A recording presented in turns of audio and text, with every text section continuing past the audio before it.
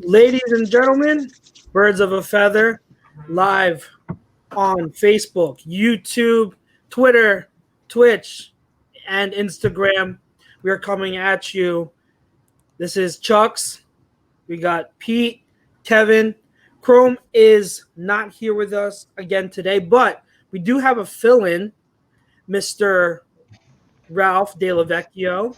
What's going on, boy? It's also his birthday was the other day, so when you get a chance, say happy belated birthday to him, to Mr. Birthday Boy. And of course, we've got Ryan Brodo, our usual producer, back at it again, along with the big guy, Tom Arnone. How's it going, fellas? Well, good to dominate again tonight. Yeah. We're in the final episode, the final show of our positional rankings draft series. But before we get to all of that, let me introduce our sponsors as usual. Our dog Paul Vidal of Specialized Physical Therapy LLC. Find them in Burlington, Cherry Hill, and Princeton. SpecializedPhysicalTherapy.com. And Ambuck Services Gutter Cleaning for rotted board replacement, deck installation and restoration, tree trimming, and other gutter-related services. Call 856-879-5530 or visit them at ambuckservices.com. Our poll question for tonight, gentlemen. Doug Peterson is a top 5 head coach in the NFL. Agree or disagree? And that poll question is brought to you by QB54, the best tailgating game in the business. Visit them at QB54shop.com. Use the promo code NONOTES to get 20% off. And also by Philly Drinkers, the retailer for all your A2D merchandise. I just got my Birds of a Feather show shirt in earlier this week, and I love it. If you guys want, show merchandise from Birds of a Feather, Agree to Disagree, The Fix, and the PM, any of those shows, other great merchandise on there, definitely visit PhillyDrinkers.com. All right, guys. So we've got our coaches draft to finish off this series. It's been a fun few weeks, guys. We did quarterbacks, we did wide receivers and tight ends, we did running backs. And last week we did defenses. And it's been very interesting. Each week we have a different dynamic. And this week we're going to be doing 3 rounds again. Head coach, offensive coordinator, defensive coordinator. They can be drafted in any order, but you have to finish the draft with one at each slot.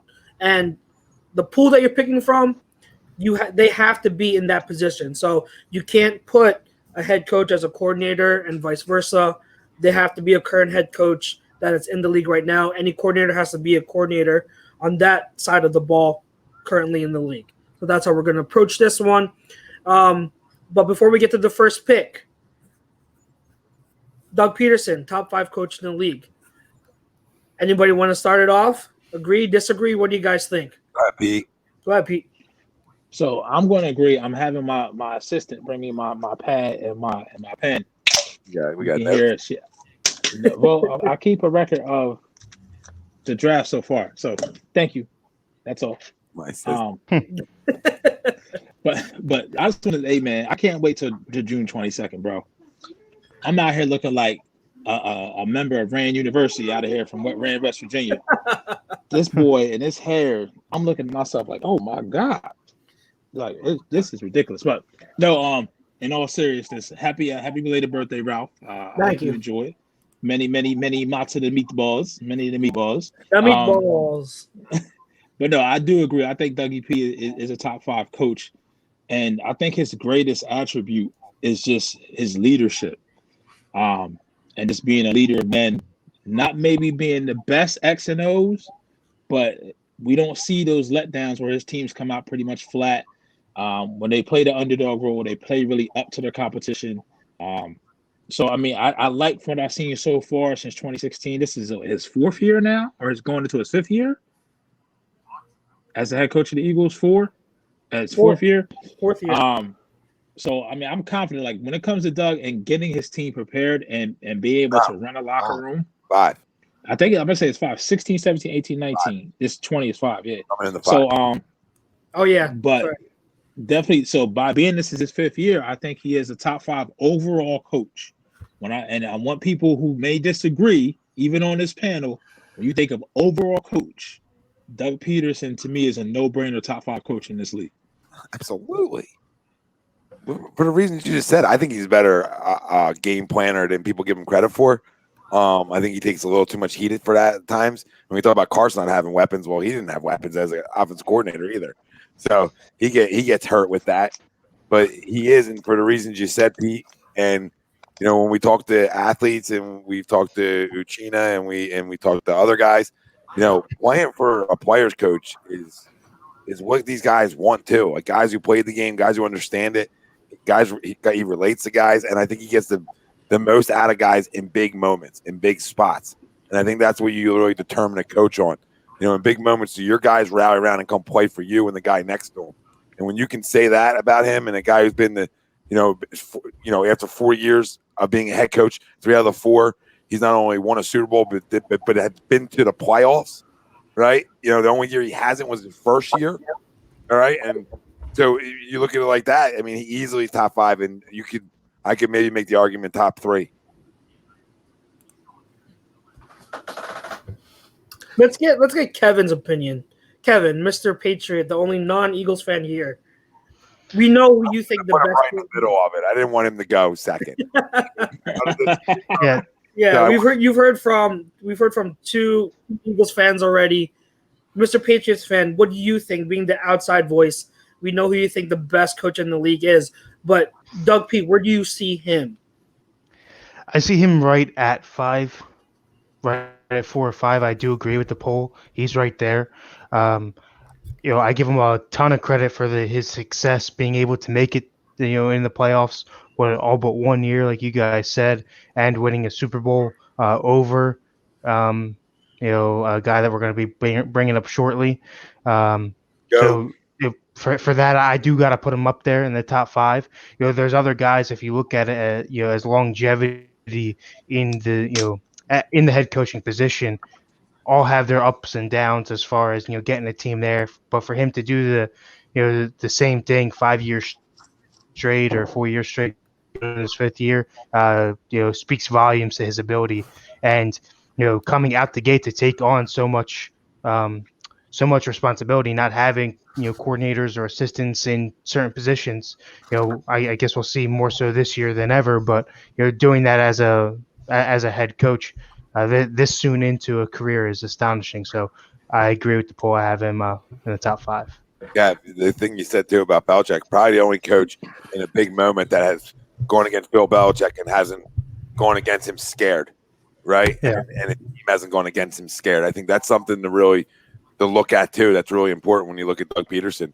Everybody was scared of Belichick and the Patriots, right? And there was a big set. So I think that's a lot to say a lot about him too. Yeah, I mean, you look at it, number one, he won a friggin' Super Bowl with a backup quarterback, for God's sakes. And 2, to your point, you see what all of his teams the past 3 years, and really even the Super Bowl year, if you include that as well, how they've responded in moments of adversity, whether it's, injuries, whether it's them literally being on the doorstep of playoff elimination or playoff contention elimination, or, we've seen so many types of adversity, or like, for example, the media was trying to say we had a broken locker room after week 6 last year, and we not only reversed the course and we end up making the playoffs, but I feel like we ended up at the end of that season as a locker room more united than we ever were at the beginning of the season. And that's a testament to Doug Peterson. That's the testament to obviously the people under him that he appoints to have roles in that organization. And that's also kind of representation of the example he sets, not only on the young players, but, he's putting a Carson Wentz, for example, to where he says he's his guy and he trusts the right guys. You know what I mean? Now, of course, because we're fans, because we're diehards, we're going to Monday morning quarterback after a loss, and we're going to say, oh, we wish, Doug ran the ball 15 more times, because, of course, that's what we do in a loss. But we've seen all of what he's done with so little at times. And for him to still be, I mean, like we talked about, he's entering his 5th year. And it seems like this guy has the experience of a 20-year head coach. Well, here comes the disagreeer. He's in the chat. I see him. Uh-oh. I see him. You don't know who he is. He's coming. Don't worry. Is he? Don't worry. I thought you meant he commented already. I'm like, where's the comment? Where's the comment? No, he just entered the Facebook. Oh, I know exactly. Gotcha. I know exactly who you're. Friend of ours. We know who it is. We know who it is. Host of A2D. Not that one. Not that one. The crumb is coming, people. There he is. There he is. There he is. There she is. There she blows. Yeah, well, if Greg was in this show, he would be drafting Chip Kelly as his head coach. So Hercules. There he is. There he is. From. I was waiting for him. That's all I had. But no, right to your point though. Yes, you know, and it's almost a bunch of. It's almost. Yeah, I can't say enough how he gets the most out of guys when least expected at times. Yeah.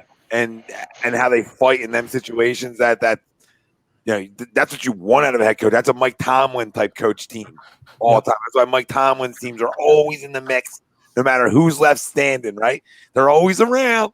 They might not, you know, they didn't make the playoffs this year, but they're always around. Well, So- I'll tell you. I'll add this to you because that's a great point too, and because this crumb's still in the chat, I'll actually use the Chip Kelly. I'll bring him into the conversation.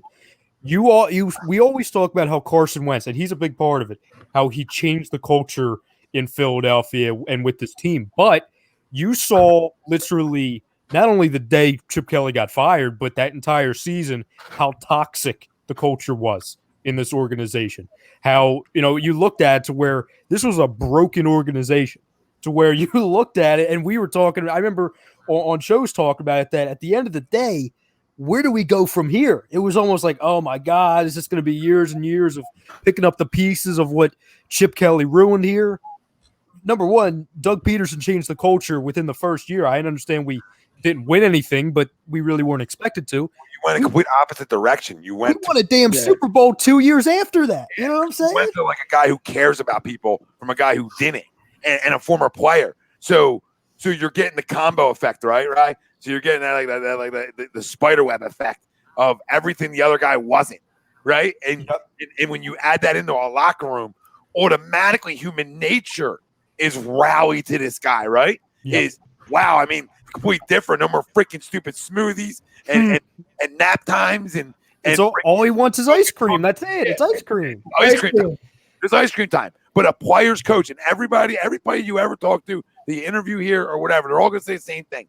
Yeah, guys got to be a football guy and have a clue. But we want guys who have either played the game or been around it a while, that one way or the other that can relate to us. They don't have to play it, but they have to at least relate to us and understand what it goes in and how our bodies need rest and all them things that I think the good head coaches and the top 10 in this league do a hell of a job with. And then your other ones are, you know, and then you have to adapt, right? And I think Doug's adapted so well, you know, just with little things that we might not see all the time, but he has. And to be able to adapt and adjust on the fly. And we have seen it. We've seen it with Nick. We've seen the adaptation. Yeah. We did see it. But, you know, that says a lot about it too. It's hard. Listen, you got a bunch of practice squad guys getting thrown in. He's the offensive coordinator. Yep. You think that's easy? That's hard. That's hard. That's hard on the quarterback. That's hard on game plans. That's hard on the whole damn team. And they probably would have went to 4 straight playoff games if Lane didn't get hurt. Carson's rookie year, they probably would have went to the playoffs that year too. Spot on. Yep. So when he went, they were 3-1 or 4-1 when he went down. It was whoop. It was like the Randall days when Randall went down every year. 4-0, 5-1. Randall ACL. Huh, here we go. Right. It was like one of them years where we're like, wow, we're good quick. We saw the kill. We saw all that. But it just shows you, man. The guy, I couldn't handpick a better one. There's other ones out there that I would take, obviously, but since he's my guy, like that's my guy, and I would give him a freaking 20-year extension right now because the way players relate to him will never change. Ralphie, And the thing is, sorry, yes, Ralphie, what do you think? real quick. Go ahead. No, go ahead, Pete. Go ahead. No, it's just real quick, and I think what Tom said it best is with Peterson, the house last year literally was burning down and falling down around him. And the man is there to stay with everybody, all the injuries to all the skill positions he had, and be able to withstand that and still win. The schedule's a schedule. I hear people say the schedule was easy. You play who you play. You play who's on your schedule. You can't control that. You can't control that. And unlike some other coaches in this league, where we hear the knock on Doug Peterson, we talk about game plan. He's not creative enough. There's a guy in LA, younger. He's the it thing, cool as shit. But guess what? To me, he's not a leader of men at all. Like when he can't handle adversity yet, and I can't really. I mean, I can fault him for that. He wasn't put on that pedestal. You feel what I'm saying? Sean McVay wasn't put on that pedestal. The media put him on that pedestal. We all remember in the offseason of 2016, out of all the coaching hires, Doug Peters was ranked as the worst. Out of all that, he was the only one to get a ring. Mm-hmm. Only one to get a ring to this point so far. So that's all. I remember doing a show on a Wednesday before when he was hired, and when me and Mike did shows together, and I remember us being like, I like it. Just because it didn't need to be the splash. We had the splash. We had Chip. We were like, all right, we're going back to Andy. We're going to the Andy tree. We're good. We're going back home, right? We're going back home in a way. So it felt good. It wasn't the splash. I don't think nobody was running down Broad Street even if they liked it. But I think everybody that like has a clue was like, all right, I can rally around that, right? Yeah. Ralphie, what do you think? I agree to the poll. I mean, what he's been able to do for these past 3 years with this team from 2017, obviously losing Carson, having their backup come in for the last 4 weeks of the season, go on to win the Super Bowl just to keep that team together. 2018, same situation, right? Carson goes down. You know, you thought the season was over. It's done. You're not going to make the playoffs. Just to keep the team together, rally around Nick Foles again, go to the playoffs, and we all know how that ended. One bad drop by Alshon. And then last year, right? I mean, what a roller coaster season that was from everything in the locker room to the comments about, you know, Carson Wentz, the whole, you know, Josina Anderson, shit like that, just to keep the locker room together and then just to make the playoffs in that year. But, you know, sad how it ended. But a top 5 coach, absolutely. Absolutely.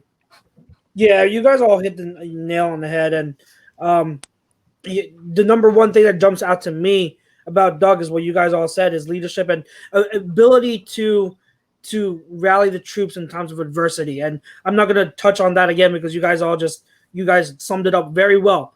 The other thing that I want to touch on that I appreciate when it comes to Doug as a head coach is if you think about it, he really changed the mindset of play calling in the league when it comes to being aggressive and going for it on fourth downs, being aggressive in the red zone, and, you know, just not being afraid.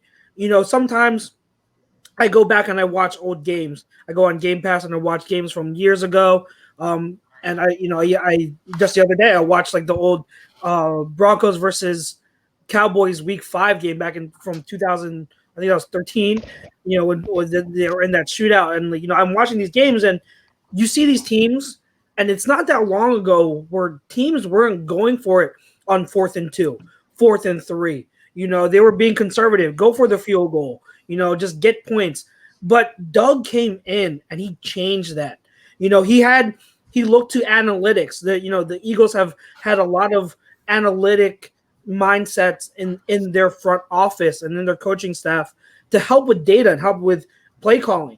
And Doug saw that and said, okay, look, I can play scared, or I can take a risk. I might not get it, but the benefit of going for that risk and being successful is way higher than not at failing at the play call, because we can turn the ball over on downs, but our defense can still be good enough to stop them. But if we convert and we get a touchdown instead of 0 points or 3 points, that's a major win. So stuff like that, he changed that mindset. And I like, there are people around other fan bases, you know, when I mention that, they kind of downplay that. I don't think that should be downplayed. That's talking about a trend that you literally shifted in the whole league. And now you see so many teams doing the same thing that Doug has done, and not being afraid, not being, you know, scared and conservative, going for the jugular. And you can argue that mindset was the difference in the Super Bowl. If we didn't have that aggressive mindset, all those 4th downs that we went for in the Super Bowl that led to touchdowns, those were the difference. So I love that about Doug P. To me, he's argued. I would definitely put him top 5.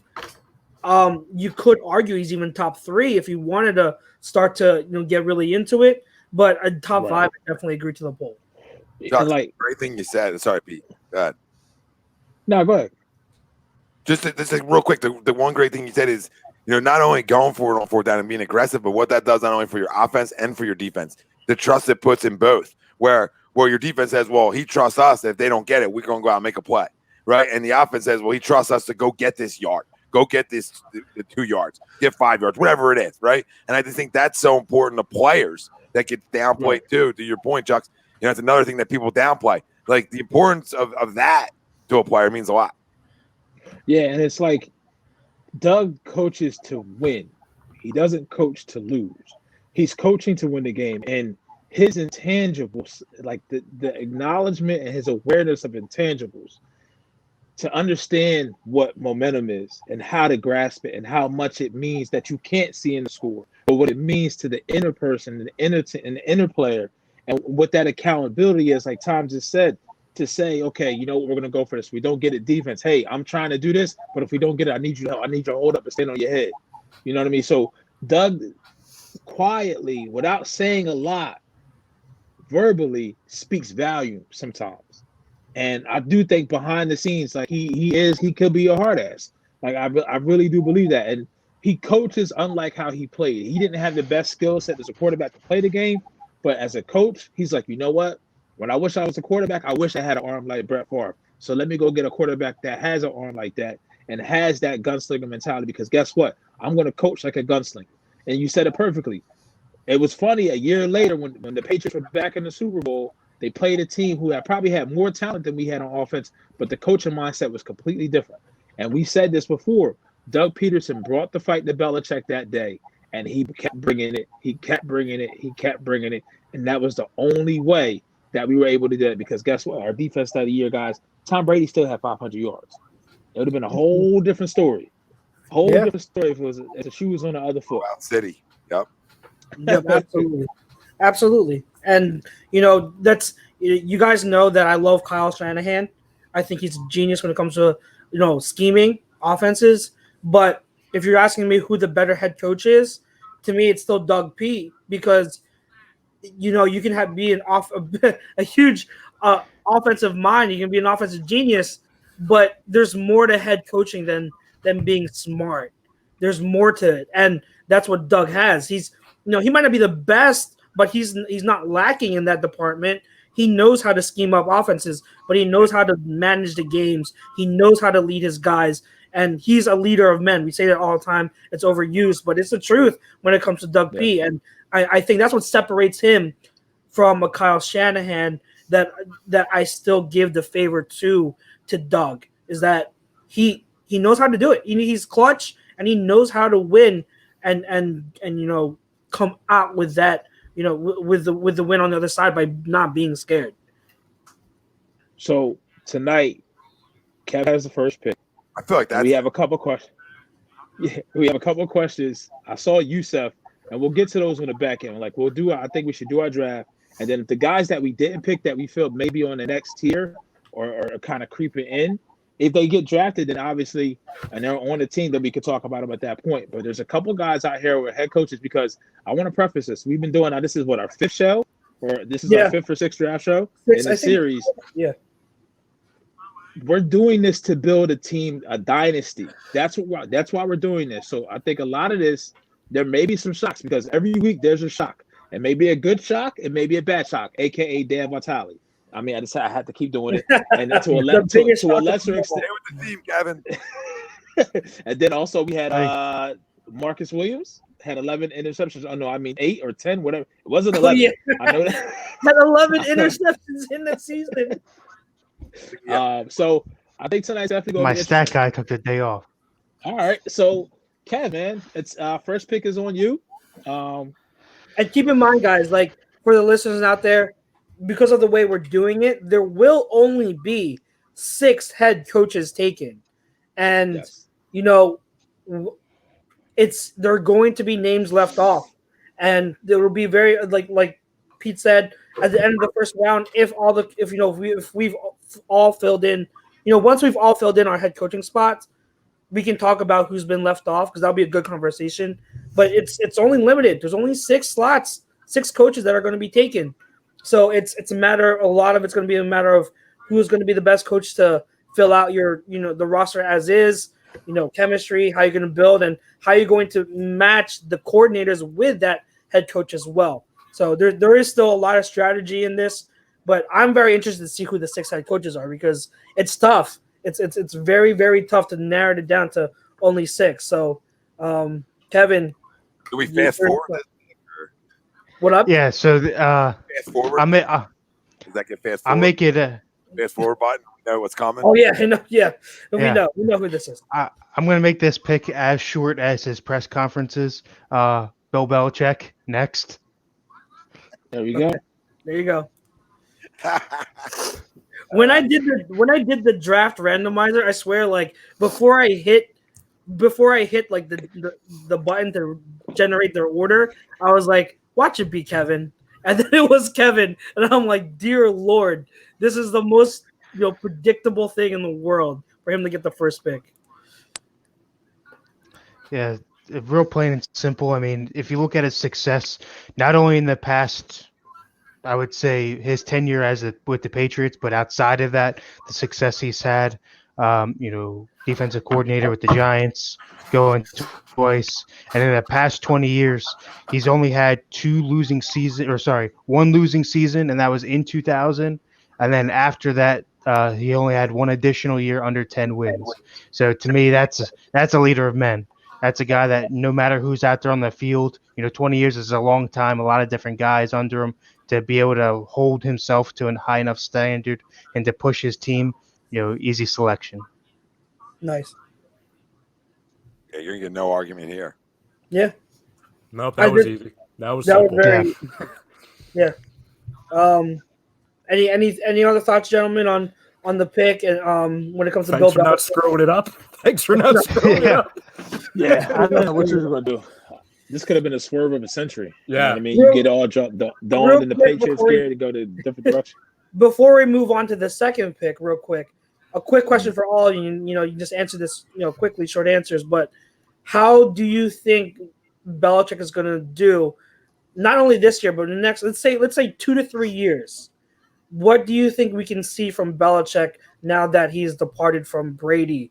Do you think he's going to be able to rebuild this team into a contender soon, or do you think that losing Tom Brady is a bigger loss than a lot of people are leading it on to be? It's all going according to plan. He's gonna try and see what this Jarrett Stidham guy is this year. Okay, they're gonna win probably anywhere from 5 to 8 games. They've acquired and Kevin, if I'm wrong here, tell me. But they've worked on acquiring future picks after future picks after future picks over the last handful of years. They're going to get into a situation where they can trade up for one of the big quarterbacks this coming draft, and then we're going to see where that takes them. The Tom Brady thing, yeah, I mean, it ended their window earlier than probably expected, because if he would still be there, then yeah, they would still be a contender. But Tom Brady, the clock was ticking, because we all know, as much as Tom wants to say he's going to play until he's freaking 70 years old, he only had a handful more years left with the Patriots regardless. Yeah. Yeah.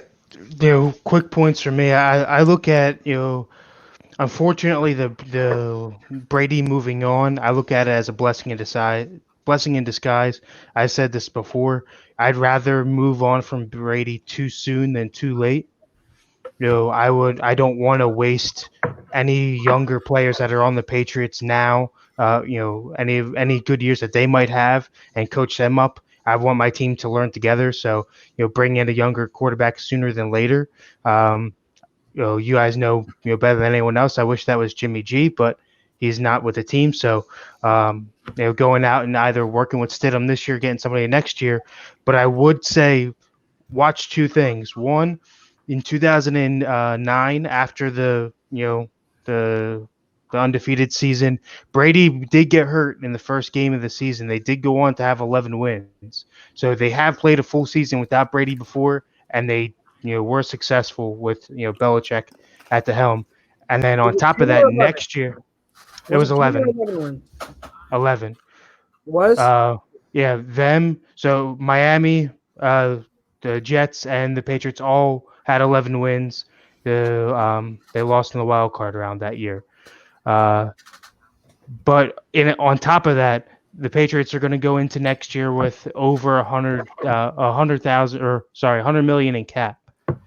So projected to go from no cap this year to every bit of cap next year. So I think you'll only see one down year if you can consider that. So Well, it depends. I mean, they got a damn good defense there still too. So yeah, no, that's sort of been his recipe for success. Period. So we'll see. I mean, the division, Miami got better. I get it. I like Buffalo, but Patriots are still in the conversation until otherwise. Ralphie? I don't think the rebuild's long. No. I mean, yeah, Belichick's the easy pick there. Key spots. I think their window can not say open and compete for championships, but they could be in that conversation in 3 years again. Yeah. Ralphie, Belichick, how do you think is do you think he'll be able to turn the team around sooner than later? Yeah, I mean, that year when Tom Brady went down with the ACL, I mean, he did with Matt Castle, right? He got Matt Castle the big payday out in Minnesota. So, I mean, if you can do it once, you could do it again for one more year. But, I mean, I've said this. I mean, I think the writing's on the wall, You just suck for this year. You hope you can get a top pick for Trevor Lawrence, and then you just ride that wave until he retires, right? So, it's all the master plan for Bill and the Patriots right now. Yeah, I just don't think they're going to be bad enough for that. So yeah, neither do I. I think their defense is too good to be that bad. And I think Belichick's just too good of a coach to be that bad too. But I mean, we'll see. I mean, who knows? Maybe Stidham will surprise, and maybe he'll be okay. I still have my doubts that he's the future there, but maybe he's a solid quarterback that can be manage the game a little bit. But we'll see. I'm hopeful for. I have so much respect for Bill Belichick. Despite him cheating the Eagles out of a Super Bowl back in 2004-05. But I have so much respect for him because he's just the way he is ahead of all the trends in the league. He's always ahead of the game, ahead of the curve, and his defensive schemes are so they're like water. It moves. It depending on the opponent, it's different every week. And same thing with the offense. He's so good at everything, and so it's tough to really count up the Patriots out of anything. I don't know before we actually see what happens, but I'm hopeful for the Patriots. I think they could be like an 800 team 8-8 team, give or take, game or two this season, but we'll see. Second pick, Mr. Brodo. Yes, sir. Did you have the second pick last week too? Yes, You did? correct. Okay. Yeah, after weeks of being at the middle, in the middle or towards the end, Yeah. you got 2 weeks of at number 2. So this is where it gets interesting. You'd argue that since Belichick was the given, so which route are you going to go with? I'm going to get my quarterback his guy. I'm going to go with a guy who in 12 seasons in the NFL, he's only had one losing season ever. He has a Super Bowl to his name. When we talk with Doug Peterson to where making adjustments on the fly, we saw 2 seasons ago the guy literally had to do polar opposites when you talk about a quarterback that does one thing compared to a quarterback that is completely different, I would say altogether, and he had really good success with them. And I think we can all agree, especially Tom and I, that the one losing season that he had in 2015, it's due to one thing, and that's Joe Flacco sucks. I'm going to go with John Harbaugh. That's Lamar. That's Lamar Jackson's guy. That's my quarterback. It fits. So I'm going to go. And also, I think John Harbaugh, I do consider him a top 5 head coach in this league. Same. Yeah, he's in there. I think it absolutely fits. I mean, you have Lamar Jackson. It works out for you. You got to get his coach that has showed he's able to mold the system around him, make that offensive system be what it needs to be for Lamar. I don't think any of us would argue that at this point, Lamar still has to work as in pocket passer, but going from Flacco to Lamar, John Harbaugh has done a wonderful job of changing it so that we don't have to worry. Lamar doesn't have to worry about that right now. He does what's best suited for his skill set, and that led to an MVP season. So and real quick, Chucks, you look at it too, because if anyone's wondering, okay, well, Ryan, you also have Tom Brady and Tua Tagovailoa, so are you just drafting him for Lamar? No, because he didn't win a Super Bowl with Lamar Jackson. He won it with Joe Flacco. So he's able to win and have tremendous success with different types of quarterbacks. So to me, and I don't know what it is, and I want to ask you guys if you agree with this. I always feel like John Harbaugh is a guy that people kind of forget about. I don't know if it's because he's in the same division with Mike Tomlin, who, is a very good head coach. You look at the Steelers, they've had a lot of success. But it seems like, I don't know, I look at him and I'm like, well, everyone talks about, and I'm sure the other 5 names will be mentioned here, but there's a lot of other coaches that get brought up as far as the top echelon. A lot of people don't talk about John Harbaugh, in my opinion. I think just because of his brother. Yeah, true. It's like polar opposites in a way in terms of kind of media, clamors to his brother. So I don't know, maybe that's part of it, but he does go under the radar down there. There's no question about it. Yeah, I think Harbaugh's downfall is just the AFC in general because of how top heavy it is. You kind of forget about the guys that have decent seasons, but are there amongst the middle, which Harbaugh had with the transition into Lamar and the tail end of Flacco being hurt. But I think it's a great pick. I don't have him as the number 2, but for what you're building in your team and having that quarterback, it's a perfect pairing, perfect pick. So. Yeah, I don't have to either, but it's a good pick. I mean, he's top 5. I mean, you just make it. I'm happy you went there because you leave one of my 2 available no matter what. Yeah. Went there. Yeah. All right, so I'm up. Yep. This is 3 straight weeks at pick number 3. We all know what you're doing here. Can we? We all know exactly what you're doing. No, I might actually surprise you because here's the thing: if this person hadn't won the Super Bowl this past year, then it would come down to 2 people. All right. And, it's tough. I have 3 people that I'm considering, but because this guy who we all love finally got over the hump and was able to win the big one in a dramatic fashion in a great game. And we all love and respect him, and we know how great he is. Being able to show all of us that he can win the big one finally. I'm going to go with Andy Reid. I love and a part of the reason why I'm going with him also is because I built my roster to have so much speed, and he's built his offense the same way. He has speed at every position, and it just fits. And it was kind of like a toss up between him and Doug, with kind of throwing Kyle Shanahan in there too. But I was, if you, Ryan, were going to go with Andy, it was going to be really tough between Doug and Kyle because I wanted to see what fits my roster more. But with Andy still there, I'm going to go with Andy. Wow, it's funny. I didn't think you were going there. I'm actually shocked. And you put me in it. You put me in a tough place because you didn't take one of the people I thought you were. now you put me in a great spot, but a bad spot. Yeah, I love Andy too much, and what he was able to show this past season, it's like you can't argue that he coaches. I mean, he chokes all the time now. Like, he was able to get over that hump, and even though people might argue and be stupid and say it's only one, like, it's still the one. He's still got one, and his tenure. He's a Hall of Fame. He's a future Hall of Famer, and you can't argue against that. And we know how great he is.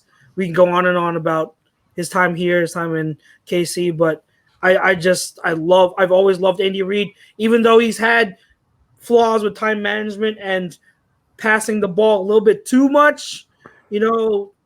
I still, I make fun of him sometimes for it, but I still love him way too much, and I think he's the perfect coach to lead my to coach my team that I built here. Yeah, I used to call him Dad, so you're not gonna get any. You're not gonna get Yeah, my issue with him is, just that you said that, he does have a Super Bowl now, and congrats to Andy. It's a long time coming for him, but He should have I had look at two. He was cheated out of this first one, Mr. Cheater over there. yeah, right. Go puke in a helmet for me, please. My issue is that look at the talent that he had last year, and look at the talent he's had in the past. He's had the pieces to get there before, but on paper, last year's Chiefs team was probably one of the best built teams. Both sides of the ball, you got speed with Hill, you got Kelsey, tight end, Mahomes, generational talent. Do you just have so much talent on a team to where you don't even have to coach up these guys, to where they just they're already head and shoulders above, and you just have to guide them a little bit versus be a coach? Because obviously you've said he's had issues with clock management in the past. He's had little things here or there that put him right right at the hump but can't get over. So to me, I think 3 is high for him. I think you could have gotten better value someplace else with a couple of guys that you mentioned. I mean, I get liking a guy and wanting to have him, and having the trophy there helps a little bit, but I think he's a product of the team that he built and was built with him, not necessarily his ability alone to lead these guys. Yeah, but that's so. But the thing is, he has control of that franchise. He's the one that's built it. And when it comes to his coaching, stuff, like he has his flaws, but he also has his strengths that people kind of forget sometimes. You can't just say he's a product of the roster and the talent around him when he's the one that's coaching that talent and putting them like I talk about Kyle Shanahan, how smart he is as an offensive schemer and everything, but Andy Reid is right there. His play calling and schemes and play designs are very innovative, very creative, year in and year out. He adds new wrinkles to help his roster and to mold his roster. I mean, you if we go back to the Eagles days, you guys know it. Like back when Brian Westbrook was drafted, running backs were all about just carrying the load, being like the volume guy, and carrying it 20, 25 times a game. The only running back that wasn't like that was Marshall Faulk, but he was like one of a kind. You get Brian Westbrook, and then Andy Reid molds the offense and puts Brian Westbrook in a role that suits his skill set to emphasize his skill set. And he's done that with players over and over and over and over during his tenure at every spot he's been in Philly, in Kansas City. And he's also developed quarterbacks. Like if Patrick Mahomes coming out of what was his college? Someone correct me or tell me. What college did he go to? Patrick Mahomes. Texas Tech. Yes, thank you. So he was as raw as anything. That's why he went that low. He was far from a refined prospect. In one season, Andy Reid makes him into an MVP caliber talent. Like that speaks volumes to the type of coach that Andy is. There are not a lot of coaches. I can count maybe one or two others that could develop Patrick Mahomes the way that Andy Reid did.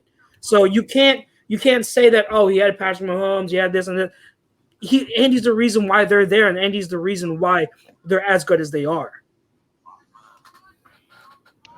I disagree, but no, I have him outside the top 5. I disagree personally. You're unbelievable. He develops that talent. Then why couldn't he do it with the teams that he had in the past and develop those guys? Why couldn't he get a ring before? Like I said, he gets there 1 year with arguably one of the greatest teams ever assembled. He has his flaws, yes, and that's why I said he's choked in the past in the playoffs. But you can't deny. Right. I'm not saying he's a bad coach. I'm not saying he's a bad coach. I'm saying he's flawed enough to not be top 3, let alone top 5. You were arguing that he's a product of the talent around him. That he had all this talent, so that guy. I like this. I like this. You can't use that argument when He's the reason Why why. not? Did But he he's win a the reason why did he win a Super Bowl without those players before? No, so I can use that argument. Kevin, against the Patriots in the conference finals, don't tell me that the Chiefs lost because of Andy Reid. They lost because what's his face was offsides. If he wasn't offsides, the Patriots don't have that Super Bowl. So don't argue with me on that. You can't. Not every single loss. Not every single loss. I can. Who drills that in the playoffs? So it's not drills? It's not just with Andy. He's not the only one that's choked in all those playoff losses. Well, who drills that into a coach's head? The fundamentals. Generational talent. Chucks is right that Andy does develop quarterbacks, but I'm not going to say the reason Mahomes is great is all because of Andy. I mean, the pedigree's there. I mean, that he threw the baseball hard. You know, I mean, the pedigree's there. I mean, that kid was going to be good anywhere he went. Did it help him going with Andy? Yeah, it's not going to hurt him. But I don't think Patrick Mahomes has a problem anywhere he lands. But Chucks is right. Andy does develop quarterbacks. He's been known to do it. So you're both. I mean, you're wrong saying it's the greatest team ever assembled in Kansas City. I mean, calm down. I didn't say it was the greatest. I said it's up there. One of the greatest. Let's put the brakes there. It was a really good team, not one of the greatest assembled. I could probably name 10 that kick its ass. But you both have points that are right. I'm just being in the middle of it. You know, I'm just telling you what I personally think is right and wrong. My point was with Andy, he did it. He was able to get Mahomes that far in one season. It took one season for Andy to mold him into that type of a player, to be that good, that elite, that quickly. I don't know. Yeah, Mahomes was going to be great no matter what, no matter where he went to. But I think that there are certain coaches that speed up that development, and Andy was one of them. He could have gone to a lot of questions of that. There's no question about that. I just had it, it's just I think Mahomes, like I was saying, that's all. Mahomes is great wherever he goes. Yes, yeah, that's what I'm clarifying. It took one season for Andy to do it because he's a quarterback. He's a quarterback's coach and knows how to develop the talent. You know what I mean? The same thing with Donovan. He sped up that process as well here. So we've seen it. We've seen him, So I know I missed Harbaugh and I missed Reed, but I'm glad I came into this conversation. I agree with Kev to the point where it's the greatest Kansas City team at that position. He's already the best. He's already the best quarterback that Kansas City's ever had, like hands down. He's on a strap a rocket to him. He's on his way up, and that's where on Kev's point, that's where it counts.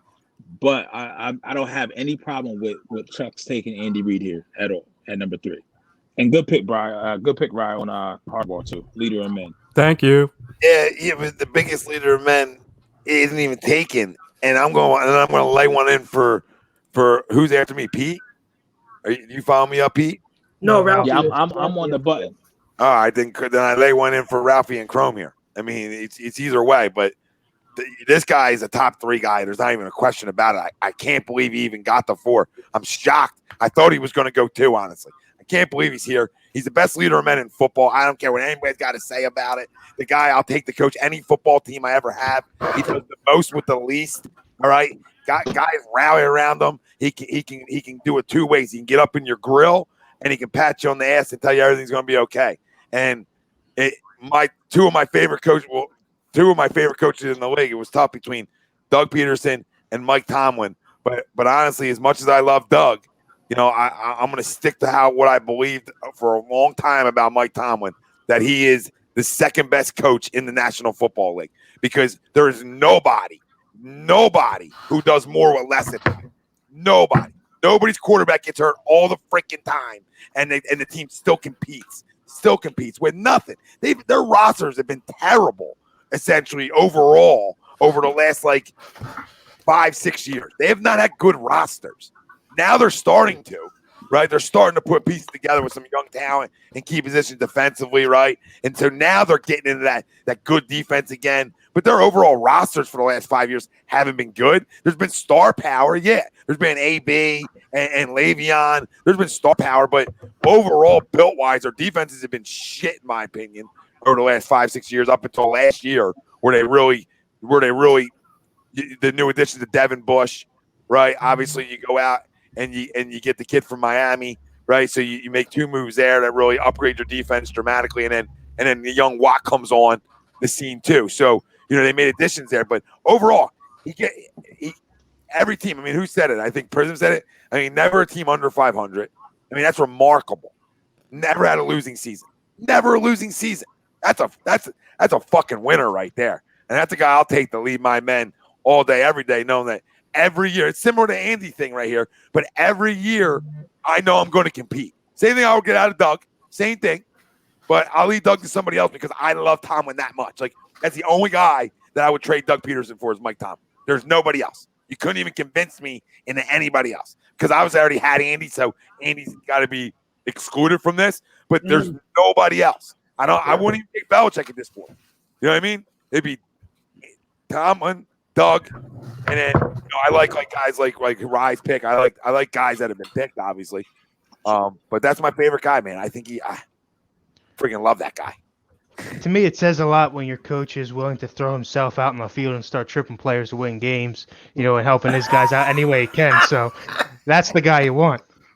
And he gets mad. His pressers are real. Like he'll attack guys if he has to. When a lot of coaches, I respect that they don't throw guys under the bus, but he'll tell you straight up, right? Like he keeps it real, and I think that's why players respect him. And he's been doing it forever. You know what's funny too, Tom? If I wasn't going, I was only going two ways with mine. Either the way I went with Harbaugh, or because over the last handful of weeks I've drafted every freaking character in the book from Ezekiel Elliott to Kareem Hunt all the way to freaking Myles Garrett. Who's a better orchestrator of chaos than Mike Tomlin? True. So I almost did it. I almost did it. No, he's like, and everything he deals with too, Kevin. You're right. The way he handles personalities. I mean, I think this guy always competes, and like I said, the only guy I would trade Doug for is him, because I'm such a believer in culture, and to follow up a Hall of Fame coach, right? And almost say, I can do it too, right? In a Bill Cowher, like you come in next in Pittsburgh, that's not easy to do either. Not easy to lead that franchise with what's expected too. So you factor that into how great he really is as a coach, because it's not easy to walk in somewhere after a Hall of Fame guy and all the jerseys in the rafters in Pittsburgh, and not be a tough guy ready to deal with a lot. And I think he's dealt with everything remarkably. The only thing I take away from him, one tiny tick, is if I'm looking at the quarterback situation and my quarterback gets hit in the head with a helmet and he doesn't throw a punch back, that guy's off the roster. I'm sorry, but he should have made that call. Outside of that, great pick. What should he have done? Mason Rudolph off the team if he's not swinging after getting hit in the head with a helmet. I'm sorry, you got to be a little tougher than that to be on my team.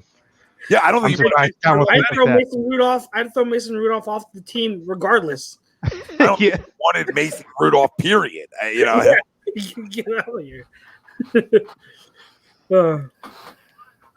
Gavin, I don't know, man. A while. I don't know if that's off the top of their head. I don't know. A long damn time, it feels like. Long time. I want to say 2008, 9. Well, the first one he won was the 2008 one, correct? Am I wrong? Or no, it was 2008, right? I think it was. How many does he have? 2 or 1? 2. Yes, I believe he has 2. Yeah, against the Seahawks and against the Cardinals. Yeah, that makes an even better pick at him falling that far. I forgot I thought he had 2, but I wasn't positive. I think I could be wrong, but I think he has 2. If anyone on the fam listening, if you know the answer, type it in. So Mike Tomlin is the third longest tenured coach behind 2 guys, and then him been in the league since 2007, or head coaching in Pittsburgh rather since 2007. Wow, 13 years then going on. Oh, and he has 1 Super Bowl 43, so I guess the other one was still Cowher. Was still Cowher? Okay. Yeah. The one in 2008. Okay. He's been to another one though, right? Oh yeah, he lost in 2010 to the Packers. Packers is when he lost that one. Yeah. And they haven't been back since, have they? Correct. Yeah. Because that roster hasn't been good. It's really been like smoke and mirrors for 10 years almost.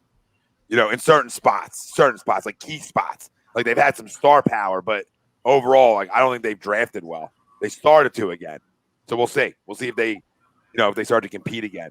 But they're going to be in trouble until they figure out Ben. Mm-hmm. Yeah. All right. Next is Ralphie. You're up. You've been kind of quiet, but which way you gonna go? Is this the layup? I'm talking to Crum behind the scenes, to be honest. Oh, gotcha. Just trying, because I haven't seen what his team was, so I'm trying to get the details of what his team is. How are you thinking right now? How the hell are you two even thinking? I gave it on a tee. You answered the poll question. Agree, honey? Did you not? So it's on a freaking tee for you two. The Crum answer agree. Where's Crum comment? I'm sure he answered agree too. So it's on a going to be really interesting if he passes on him. I know what he's thinking too. I know what they're trying. I know what they're going to do. If you pass on, and then Pete's the last hope of getting our boy into this draft. But go ahead, Ralphie. Who you got? Get that far. Man, see, it's tough. It's a tough one, right? It's not tough at all. Let's see. Are those Chrome's words talking to you? No.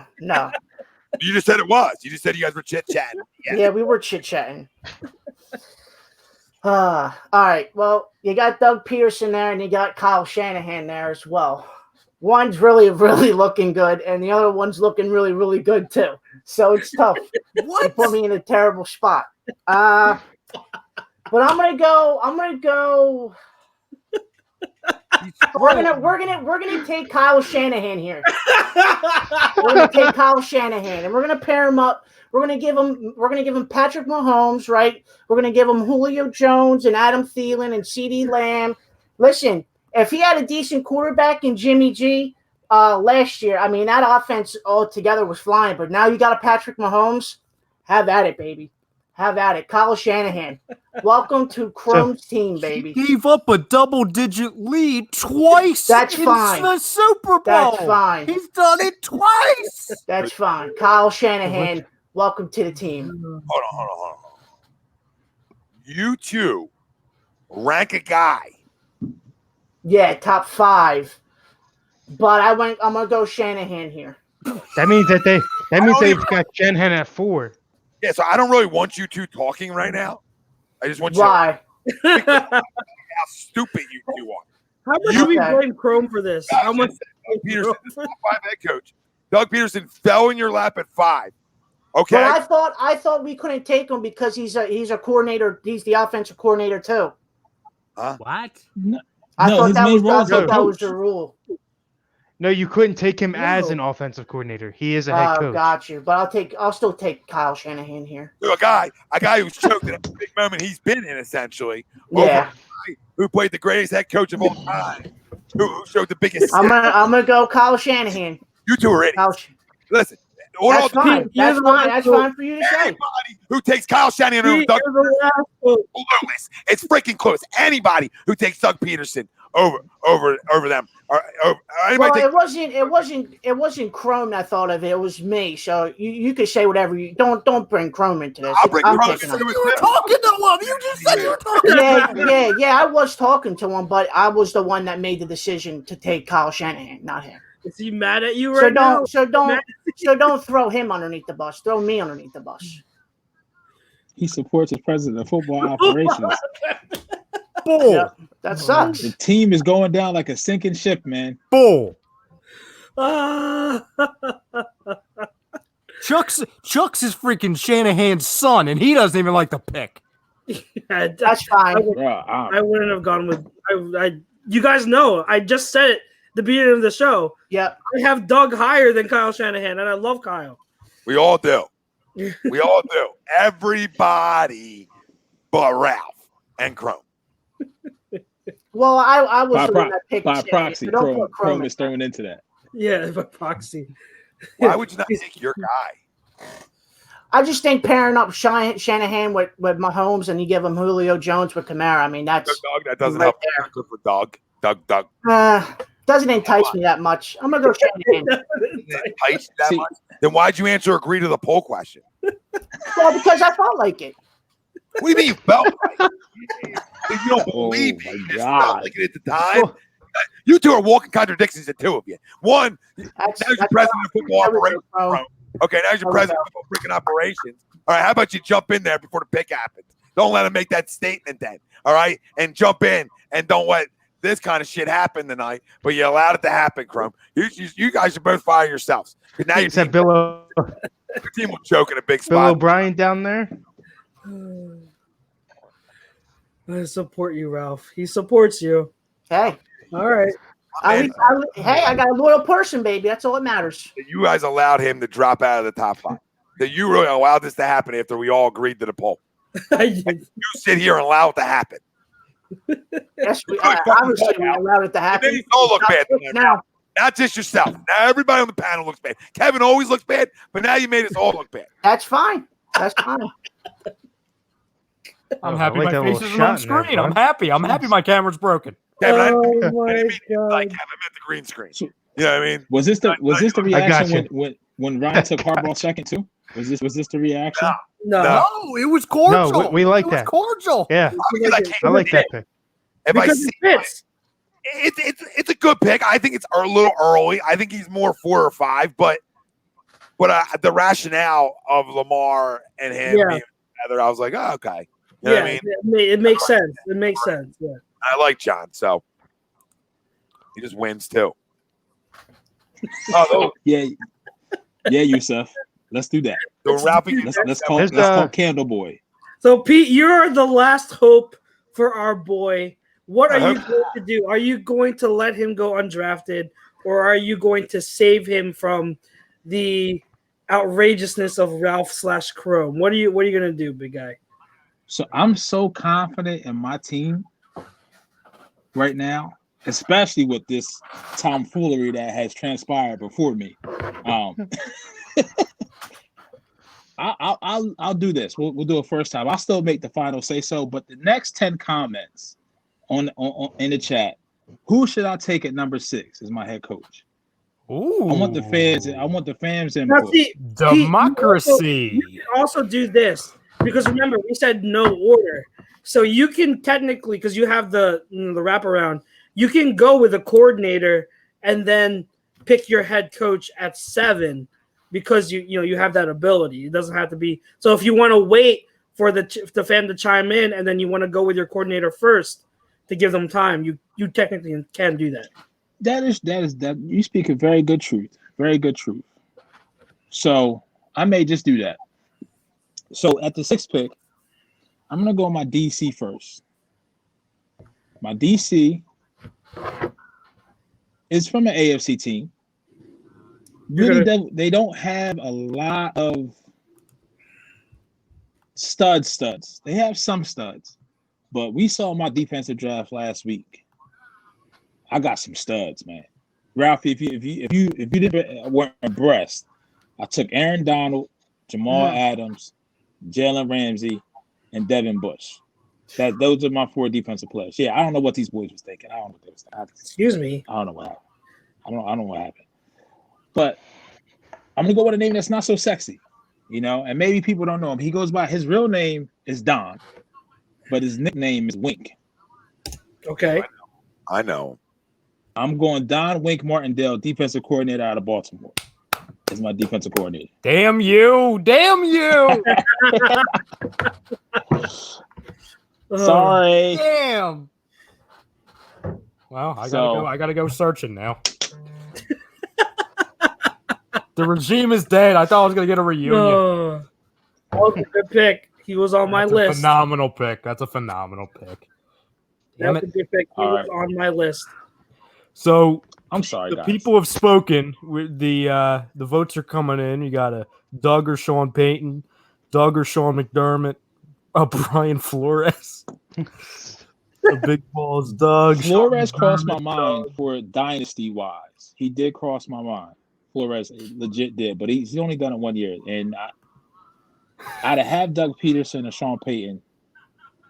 It's really, they both have a ring, but One's a I jerk. like the way one guy One's a got the ring a lot better, had a lot more balls, and I bleed this color anyway. So at number 7, He should have been in the first round, and I feel like I only did this because this is more of a value. And it's more of a shame on those who let him fall. Go get me Doug Big Balls Peterson. There you as go. my head coach. There is a Get God. drafted. Thank There you. it is. Get him drafted. Good. Yeah, honestly, Pete, if you would have, I think you taking Sean Payton over Doug might have been worse than taking Shanahan over Doug. If you would have gone that route. I would have been surprised because Pete's with me when it comes to the Saints and when it comes to Drew Brees. We think Brees is overrated a little bit. Yes. So I would have been a surprised little bit. if Sean Payton. Brees is overrated by a lot. By a lot. Like, I feel like if Phillip Rivers was the quarterback of the New Orleans Saints, they have more than one ring. That's how much I think Drew Brees is overrated. And also, how many times does Sean Payton have to coach themselves out of a playoff victory? I mean, how many friggin' times? Yeah. Yep. Yeah. Not enough. You hate to say it. I know, it's a real shame. Who's up now, Ralphie? Flores. Hey, It's who's next? back to Ralphie now. Ralphie, you get the pick. You one of your coordinators. Yeah, so we go. So obviously I can go offense or I gotta go defense Corey here. on now. Yeah. So Chrome's defense is Jalen Smith, Joey Bosa, obviously Buda Baker, and Marshawn Lattimore.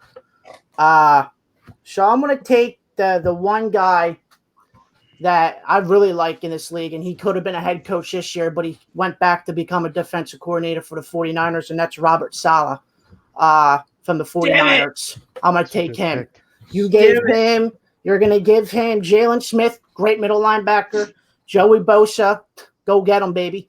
Buda Baker, don't know about him yet, and Marshawn Lattimore, one of the best cover corners in the league right now.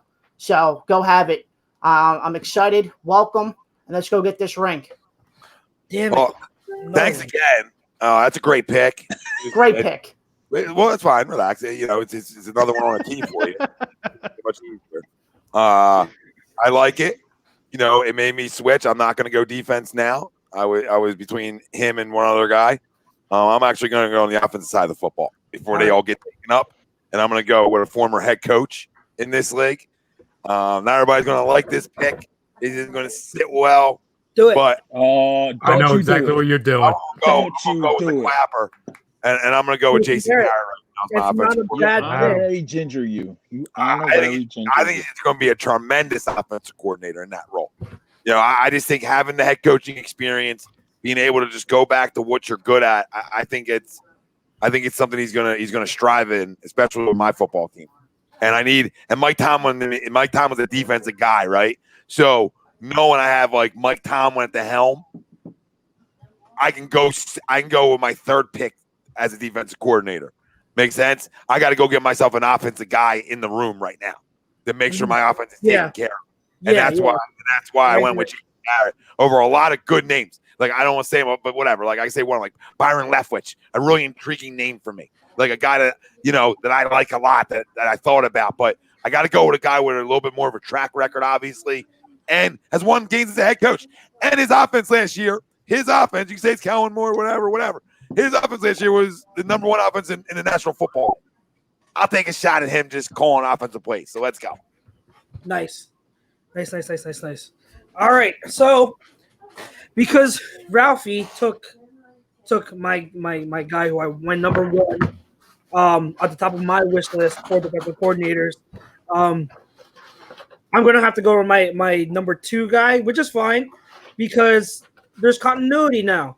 I'm gonna go with Stevie Spags, and you know we all know Steve Spags, he was on the coaching staff with the Eagles. He won Super Bowl. Did he win that second Super Bowl with the Giants too? I forget. He has 3 rings. Yeah, so he won the 2 Super Bowls with the Giants, orchestrating that defense. And I've always argued that defense was the reason why they won those Super Bowls, not Eli Manning. So, you know, with Steve Spags doing that and then bringing his reuniting with Andy Reid, getting a championship with, you know, in Kansas City this past season. You know, I already have Andy Reid. Might as well get his defensive coordinator and go with Steve Spagnuolo.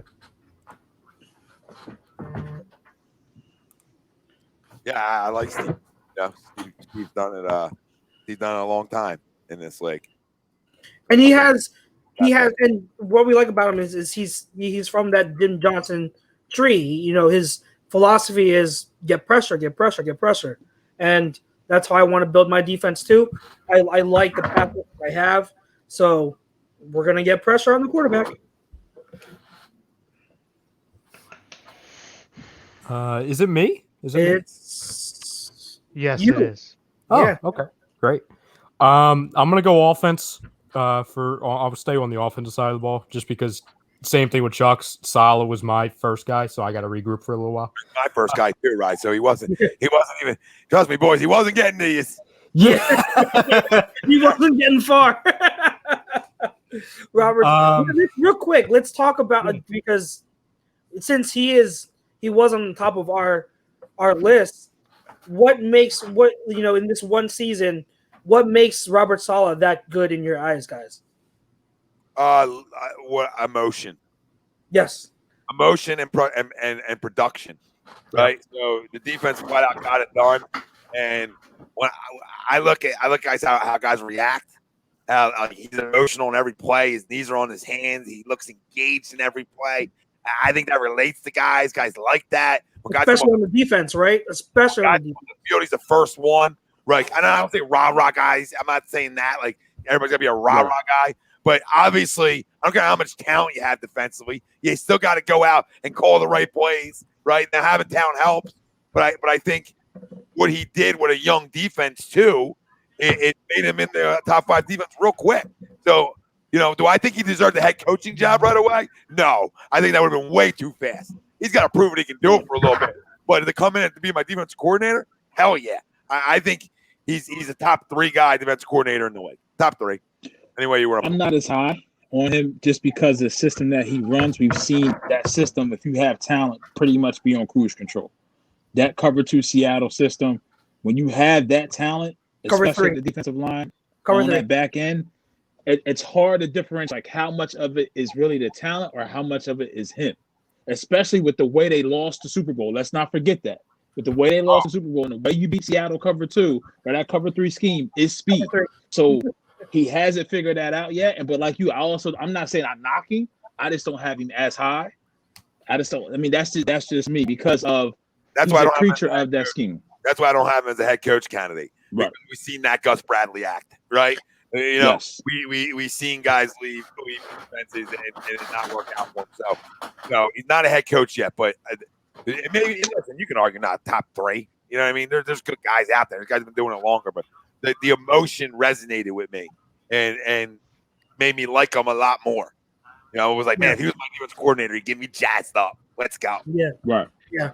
Exactly. And I think the one, was a flaw. I'll say flaw, maybe not flaw, but maybe flaw is not the right word.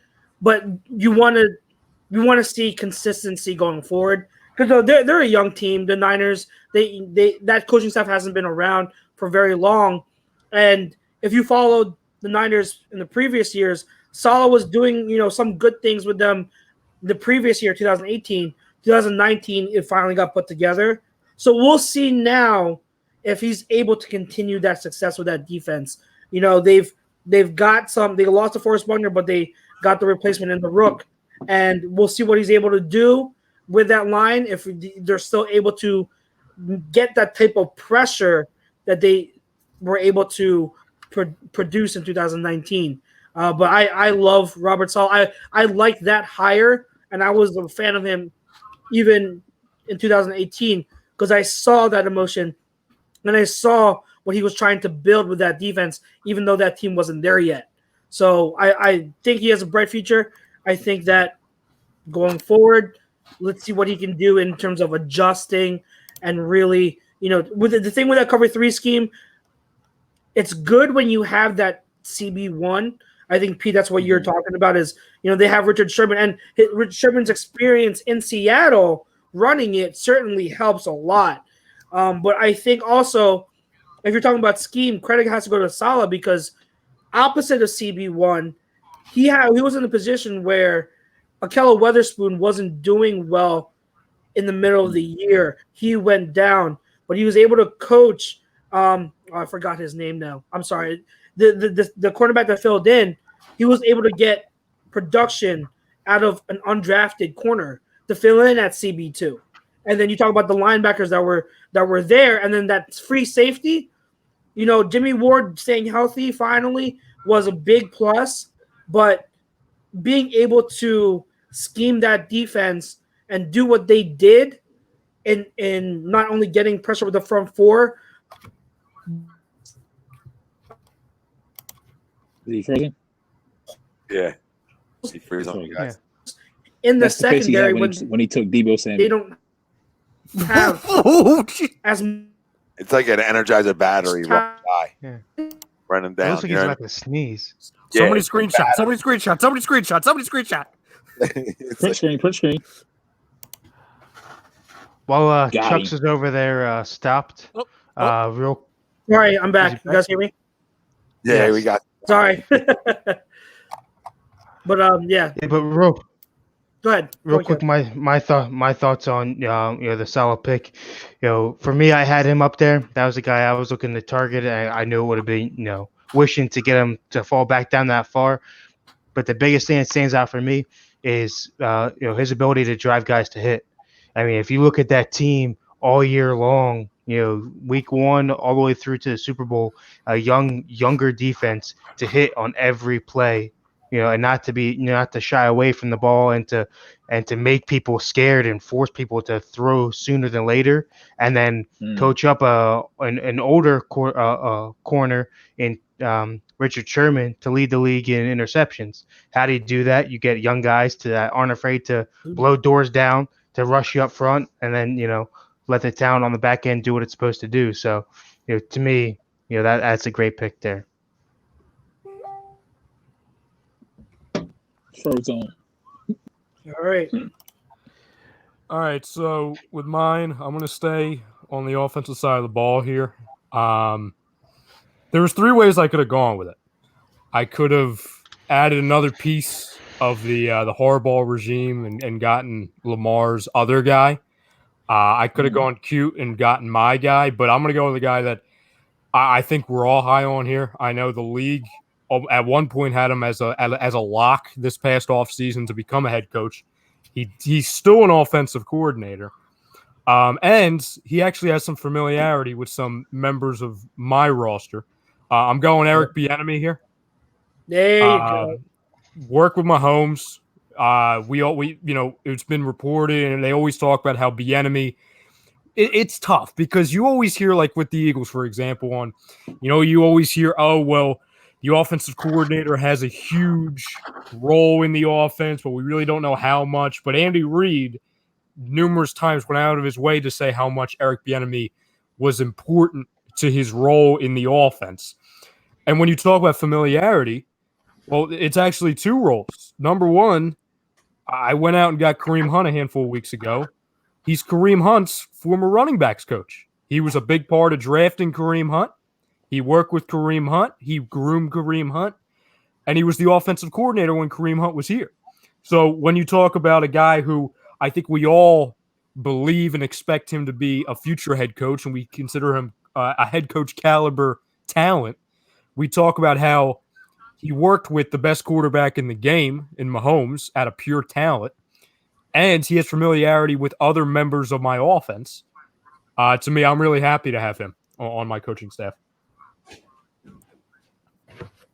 That's a good addition, Ryan. Thank you, sir. Yeah, I like it. Good pick. I like Very, very good pick. He was high on my list. I have some insight into that pick and what I could have done, but I'll save that for after the last pick. Oh, okay. All right. And then we're back at the bottom end of the second round. Kevin, are you picking Belichick's son here? I am not. I'm gonna go somebody that's got experience in the position. To be a older mind for Belichick to kind of run that route with. Obviously, we know that the last season and going into this year, Belichick has been the defensive coordinator and a pretty good one, if you ask me, last year. So I don't need somebody I need to lean on too much, but I need a brain there to kind of bounce ideas off of. So I'm going to go Leslie Frazier. Leslie Frazier. Defensive coordinator for the Buffalo Bills. He won a Super Bowl as a player with the Bears, and then won another one with the Colts as a coordinator. So Not bad, Kev. Not bad. Not bad. You're having a good draft so far, buddy. But there's still still time. one more There's still time. Yes. Well, we'll see with my next when he pick. gets the layup of Bill Belichick, of course. Yeah. I mean, All right, you want to do a recap, Ryan, real quick of the first 2 rounds? yes, sir. I will. And if the fam at home wants to chime in on who was the best pick so far and who was the worst pick, I think we know which is which. I'll just leave it there. So with the number 1 overall pick, Kevin went with his guy, Hoodie himself. If you can't tell, he's off the background. Well, with Bill Belichick. I went with John Harbaugh with the number 2 overall pick. Mr. Chucks did not go with his son / father / idol, and that is Kyle Shanahan. He went with Andy Reid. Tom went with Mike Tomlin.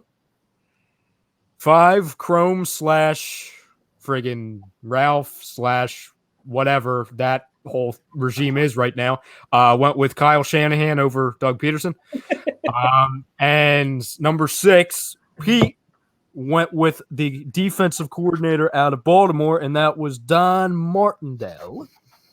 And then starting with the 7th overall pick, he found his head coach, the guy who should have easily been taken in the top 5. That is Doug Peterson. Ralphie and Chrome went with Robert Saleh as their defensive coordinator. Tom went with the clapper himself, Jason Garrett, now offensive coordinator on the New York Giants. Number 10, it was you, right, Chucks? Chucks, you went with Spags? Yeah. Chucks went with Steve Spagnuolo. I went with Eric Bieniemy. And Mr. Kevin God went with Leslie Frazier as his defensive coordinator. There you go.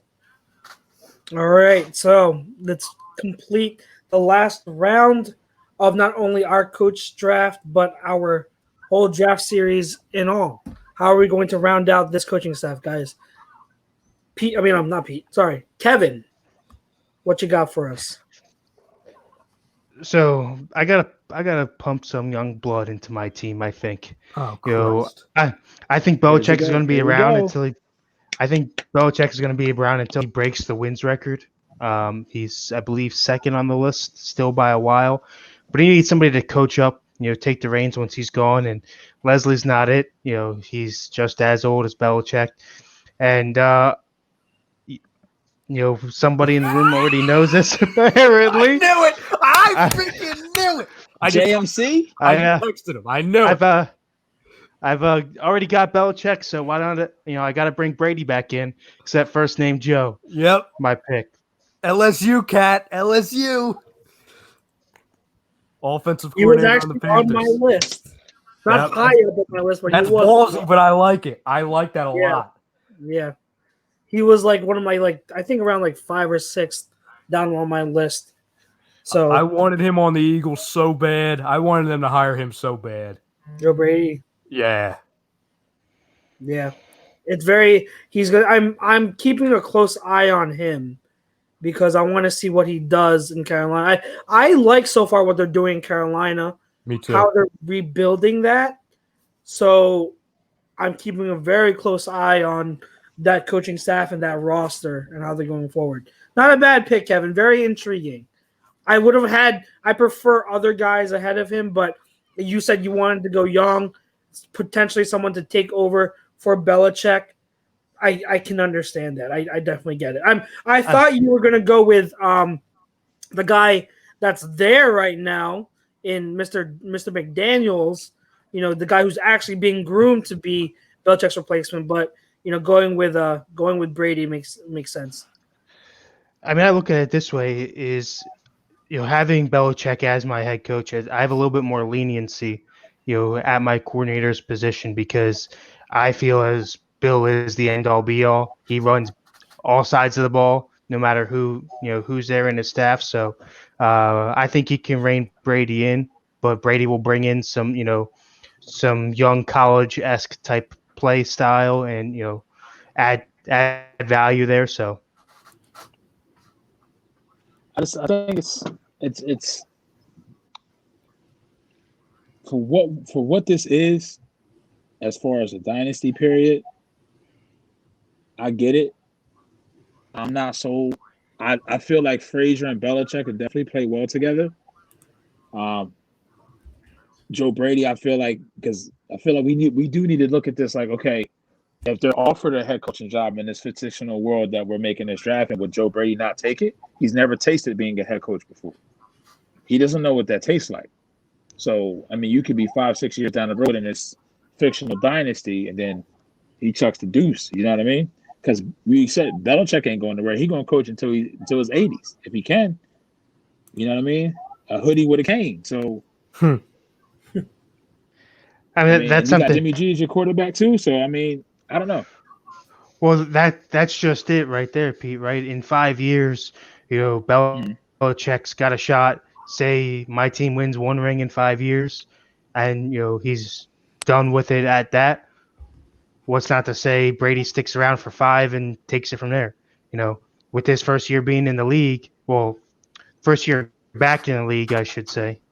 I don't think he's going to be out that quick Right. in that system to be a coach or head coach rather.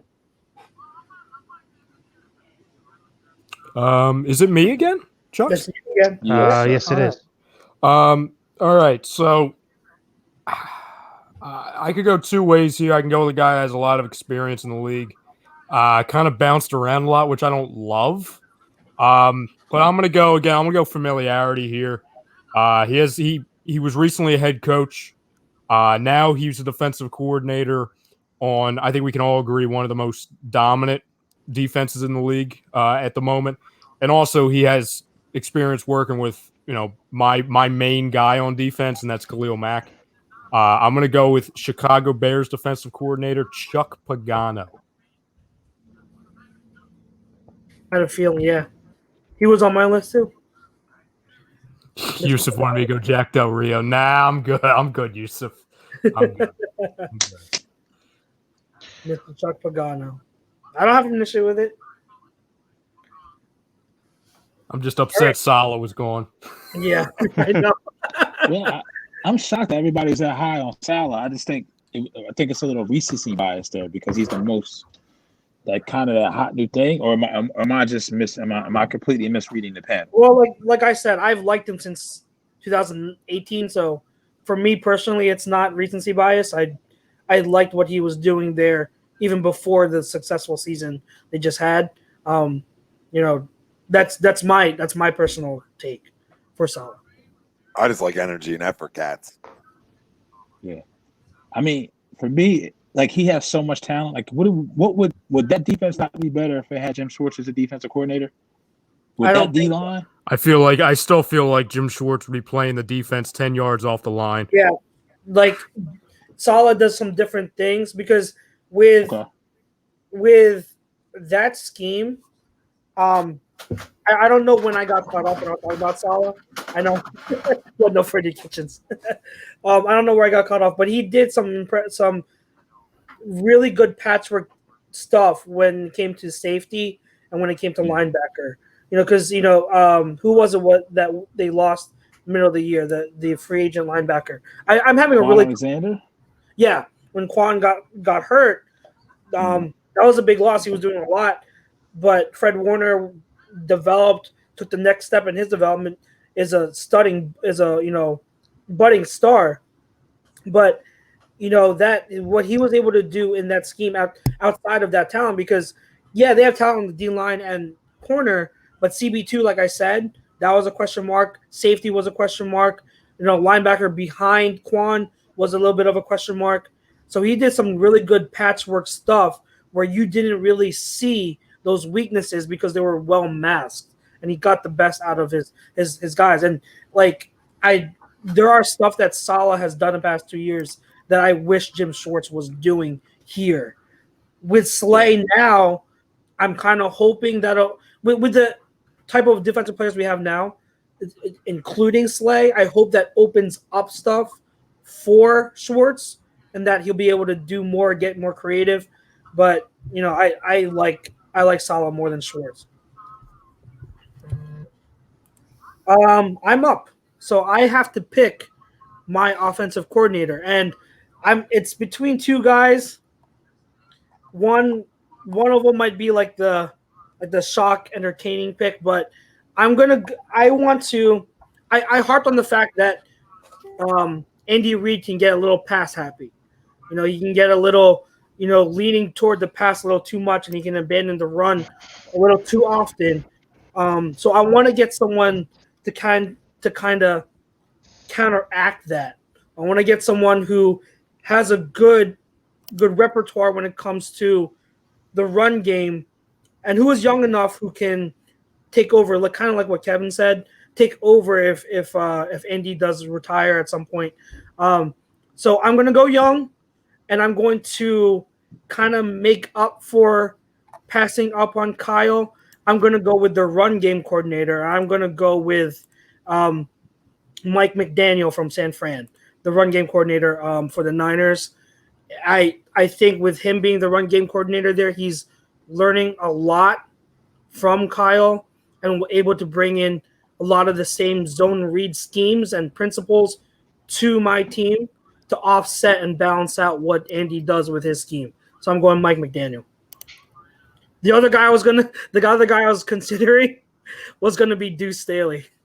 Oh hell. Oh, Mike dear. McDaniel. Well, it makes sense. Listen, you took Miles. That's Miles' guy. I know what I'm saying. Would have made sense too. The running backs guy, but I went with Mike McDaniel. I'm shocked by that one.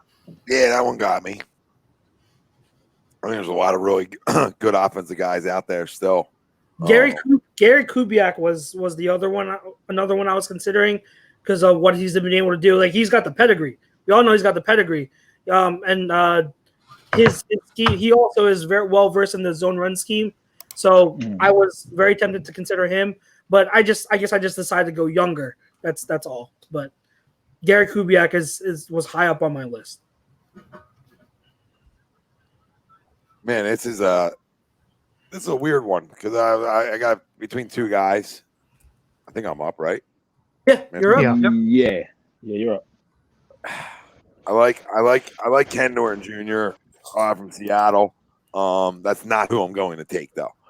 I'm going to go with another former head coach. Just load up on him all around the football, and yes, I will go Jack Del Rio. I will go with a veteran. I will go with a guy who came back to football. I like Jack. I like Jack as a defensive coordinator. Jack might not be a good head coach, but Jack is a damn good defensive coordinator. I like Jack. And I think I'm getting steals with having like 3 head coaches, around each other. When I have Tomlin, I have Garrett, and I have Del Rio. So I mean, I feel like that really. I feel like I got a lot of players, guys too, right? So I'm excited. I'm excited with that pick. Jackie D, let's go, baby. I got his boy Chase Young right on the line, waiting for him to get here. That was a good hire for Washington. I really liked, what they're building in terms of coaching staff. So I've always liked Jack Del Rio in terms of defense. Yeah. That's the only thing he's here for. Mm-hmm. Yeah, my only issue would be the same question that Pete posed to me was if your team starts winning and gets off on a hot hand, is what's not to say they go back to the head coaching position and want back both out. guys did it for a while, right? I mean, I think at this point of their career, maybe it's not something they've been there, done that. They've done it. They had that kind of that little taste. And who said time killed it? And you can say that, okay. Kevin, you can say that about any coordinator you pick. You get a former coach, you can say, oh, if they're successful, they might want to go back to coaching. If you get a young guy, you can say if they're successful, they want to move up ahead and get a coaching job. So your gripe there really isn't consistent. So find a new gripe. Well, I'm not I'm not saying I it's would a hope bad not. pick. I I'm mean, just saying, hey, my coaching what if staff is they're better out there? than your coaching staff. I'm not. That's all. Even with Bill Belichick, my coaching staff I mean, beats yours. I mean, I can agree to Oh, disagree there with you, bud. But unfortunately, the question is still there. They could potentially be gone from you. One good flash in the pan, you can take that second place trophy, and your coaches could be moving on. Who knows? What the fuck are you shaking your head about? You said 3 words all night and they've been bad words, and you're going to agree with this nonsense down here? You're going to agree with this? I am.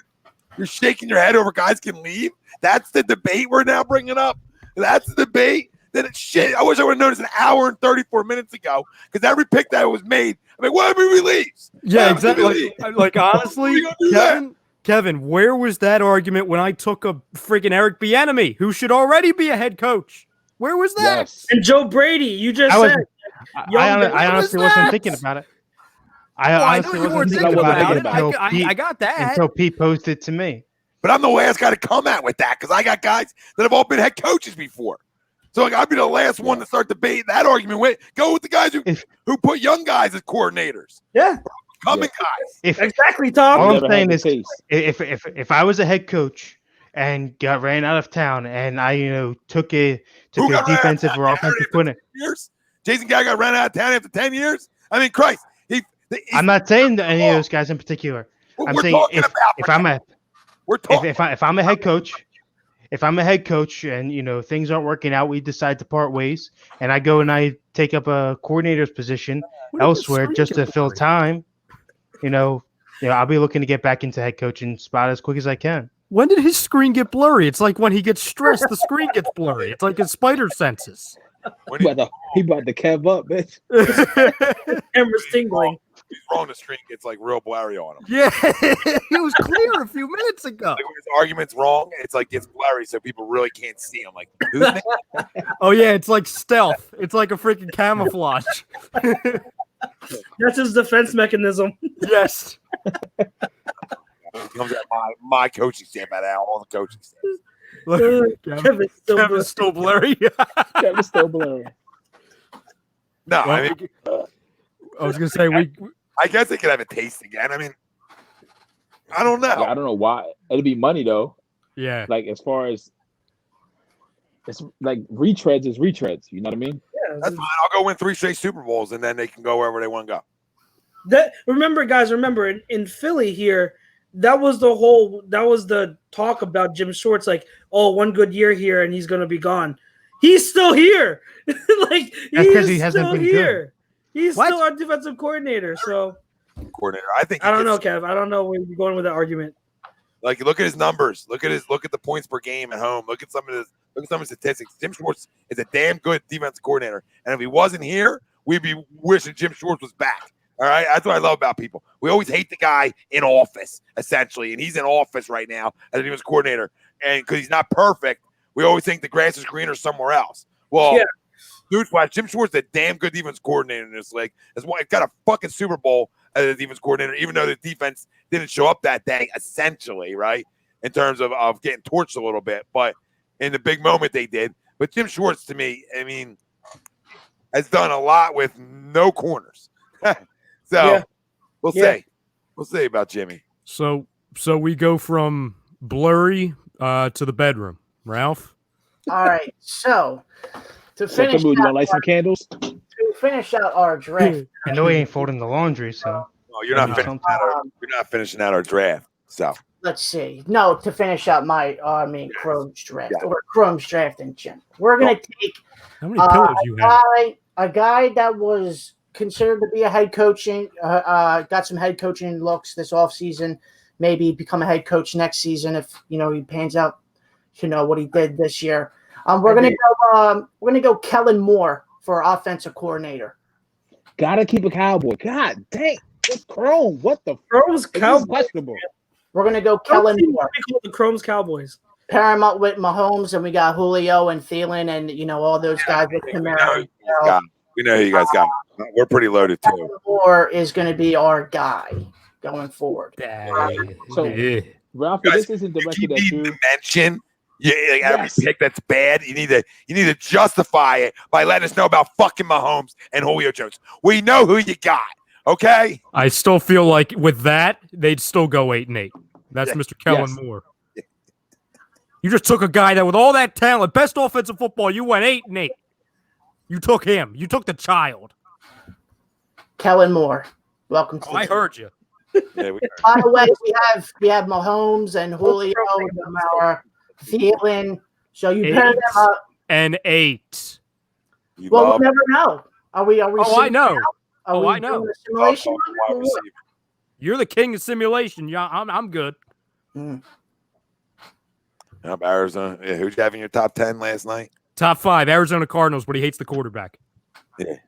Whoa, why? What? Oh, I love this. Yes, let's do this. I don't. He's too small for me, man. Too small. But you have them in the top 4. He's a second baseman. Second basemans are what, 5'9", 5'10". He's He has right a around cannon there. for an arm. Eh, Is Russell Wilson too short for This you? is so cute, Tom. well, Russell Wilson, he's like Brees. 6'4", 6'1". Well, Drew Brees is over 6 foot. He is 6 foot. I mean, Kyler Murray's the second baseman. Second If baseman. Drew Brees had the arm Kyler Murray had, they would have won more than I mean, one Super Kyler Bowl. Murray's one blindside hit away from, going back to the Oakland A's, playing baseball over there, if it ever comes back. Right now, Kyler Murray made a great pick, if we really think about it. Taking baseball over NFL over You don't even NFL. know what freaking sport he plays. What are you talking about? He What are plays you football for the Cardinals. Oh God. I have no. Don, I wish Don. Yeah. I bet my entire friggin' house. I just have to double check this for a second. You have the Cardinals as a top 4 team. Top four. But We did offense. We did offense last night. Okay, so that makes it even better. Top 4 offense, but you don't like their field general. Yeah. All right. And I he just want to can't- make sure and we're on he- the same and he page. can't- Time out. For Kev to be the voice of reason, Ralphie, that's Yeah. a problem. Well, That's fine. You guys can have your opinions. I'm gonna have mine. That's all. Ralph, tell them who you have the Cardinals over. What offense? The Ravens. I mean, I don't know how many times I got to say it. Well, just one more thing I need you to say. Tell me the name of the Cardinals tight end. Oh my God, what was his name? Oh, I don't know. You sorry. picked him number Max 4. Max something, but he has 2 X's in Oh, his name. Max something. He's a winner.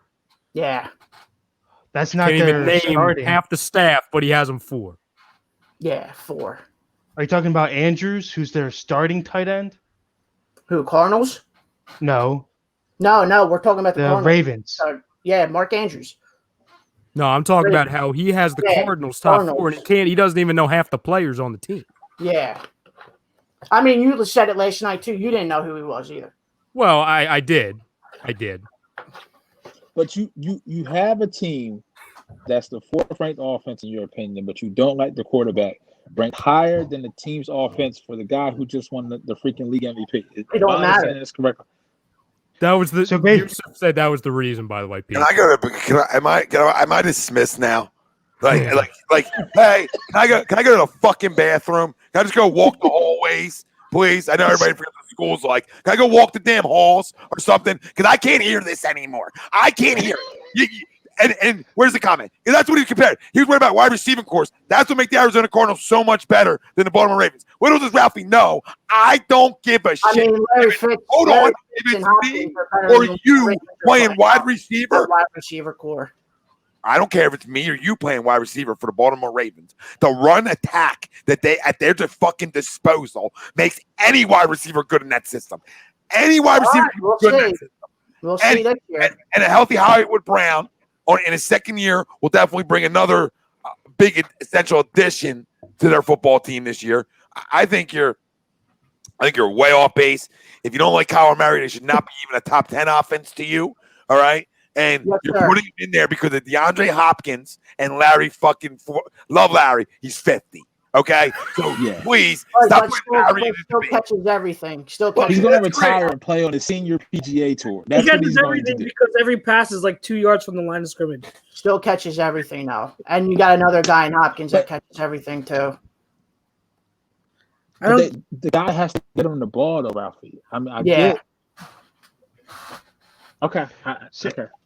Agree to disagree. on What this. the biggest Totally the understand biggest where you're concern coming is I don't the understand. biggest concern is if you look at the Ravens, the Cardinals last year, pre Kenyon Drake, they did nothing. Nothing, like Yeah. zero. Like nothing happened And they after all getting Drake. season. You're right, Kev. But Ralphie, I'm not complimenting you because you didn't even mention the guy that led to their success. Yeah, you're right. It wasn't the receivers, it wasn't the quarterback, it was the running back. You didn't even bring them up in the reasons why you had them so high. I did bring them up last night, but I guess you weren't watching the show. But it's okay. Wait. Who'd you bring up? Yeah, what did you bring up? Kenyon Drake. Kenyon Drake stinks. Shut up. Yeah, you also said Kenyon Drake is better than friggin' Mark Ingram and J.K. Dobbins. Yeah, I did say that, didn't I? Yeah, you did. Oopsies. He said oopsies. I like Kenyon Drake. I'm a Kenyon Drake fan, but he is not better than Mark Ingram. At least I don't backpedal, so I mean that's cool. Who's backing? I respect that, Ralphie. I mean, you stick to Thank your you, guns. I mean, Thank they you. may be shooting blanks, but you stick to them. Yep. Yeah, it's them Hollywood guns. Yep. The sound loud. Nothing comes out though. Oh, See, like, man.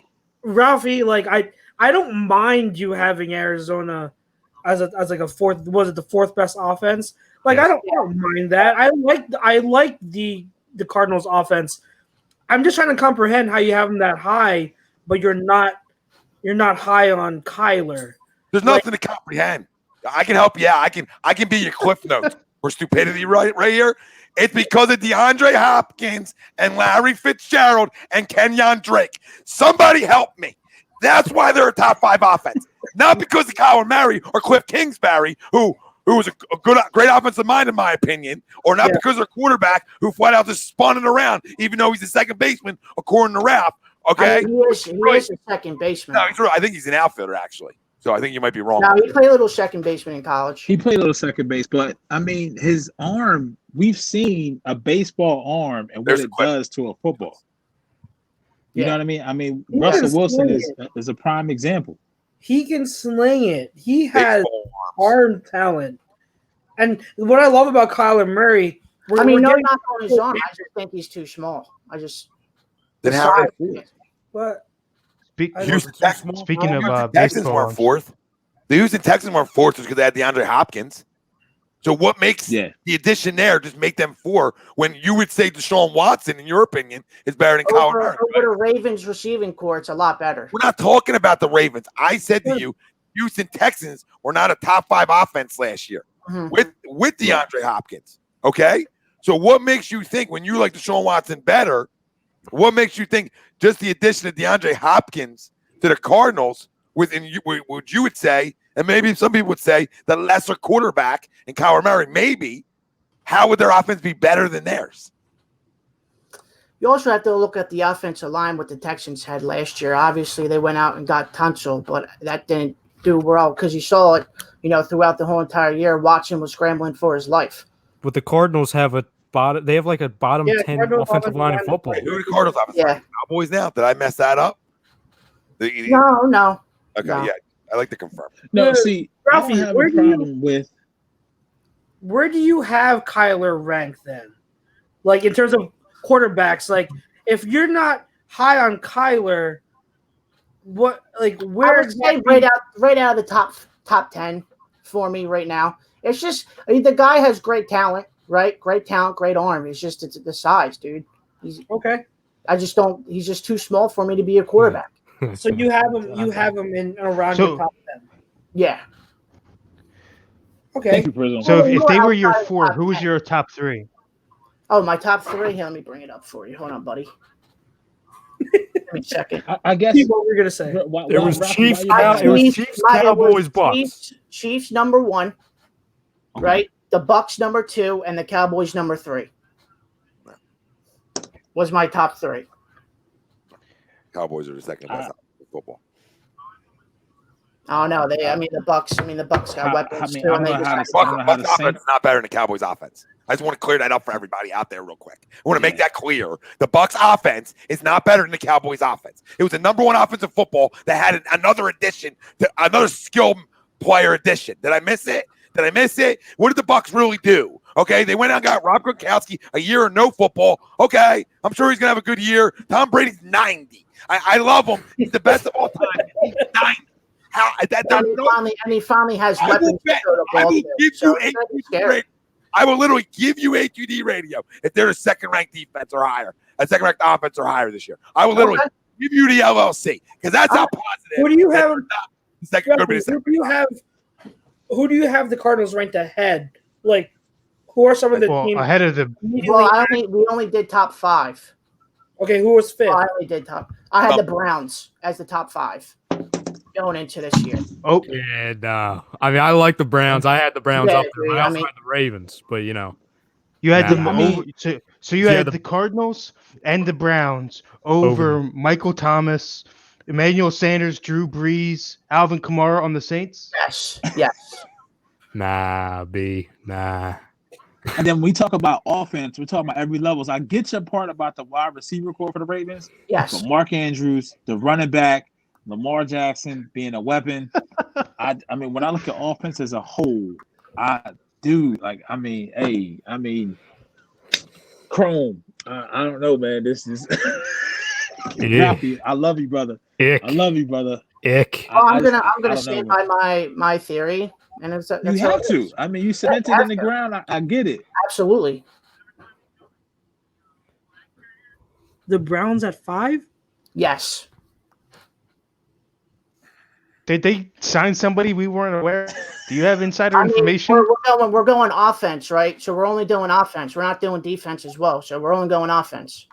And so you have OBJ, you have Jarvis Landry, Austin Hooper, David Njoku coming back again, Jack Conklin on the left side, right? But you still have Mayfield throwing to the guys. The ball's got to get there. Yeah. Well, Baker's offensive line doesn't like small quarterbacks to serve a bunch of them in his top 5. That's all. That's all. Doesn't like small quarterbacks to serve them all in his fucking top 5. That's a great point. That's a great point. Wow. Yeah. That's a great point. Another great point for the boss. Never wrong. Shut up, Ralph. Oh, I love you. You're an issue. I don't know if it's the greatest troll job of all time with that list or what. You don't have to like Lamar Jackson, but you cannot run from the fact the running game alone makes them a top 5 offense in football. You can't run from it. It was unstoppable. No matter what you want to say. Was it unstoppable? Because the playoff showed me different. So we're gonna because they had Derrick Henry running the ball down their throat. I can't with you. I can't with you. Done in the playoffs again. The Houston Texans were one and done in the playoffs with the greatest wide receiver in your eyes ever that jumped the Arizona Cardinals to a top 5 offense. The Arizona Cardinals will be a top 5 offense if they're going to be one. This has a nice ring. Hi guys, this is Ralph Del Vecchio, the new owner of A2D Radio. What with the butt? Zero right now. Ralph, what tomorrow? I want the clip on tomorrow as one of the clips. You can pick whatever other clips you want. That clip. Oh, no, this is the clip. Oh, this is this goddamn statement. As much as I'm a Tom Brady guy, the greatest of all time, there is no shot the Tampa Bay Buccaneers finish 1 or 2 in offensive categories. No shot. No shot. Dallas better. No running back either. Yeah, Chiefs better. Okay, I can make a case and argue with you that the Eagles' offense will be better. I could do it. It might be a little tough, but I could argue it. I could argue a lot of things. We have a better offensive line. Yeah, better run game essentially. Ralph, so one player better. You know what I mean? They probably had the better combo, but one player definitely better. All right. Wide receivers, they're better. I get it. Tight end, I don't care. We're better at tight end than they are. All right? Until Rob Gronkowski comes back and proves that he can be the Rob Gronkowski in all and not play 12 games again and be banged up all year, then sure, I'll buy into it. Okay? Right, Kev? Right, Kev? Right, Kev? Yusuf makes a great point there. Look, Yusuf makes a great point. You fought Lamar in the playoffs for that run game not working. Arizona didn't even play. You put Cleveland and Arizona that didn't make the playoffs over there. Yes, I did.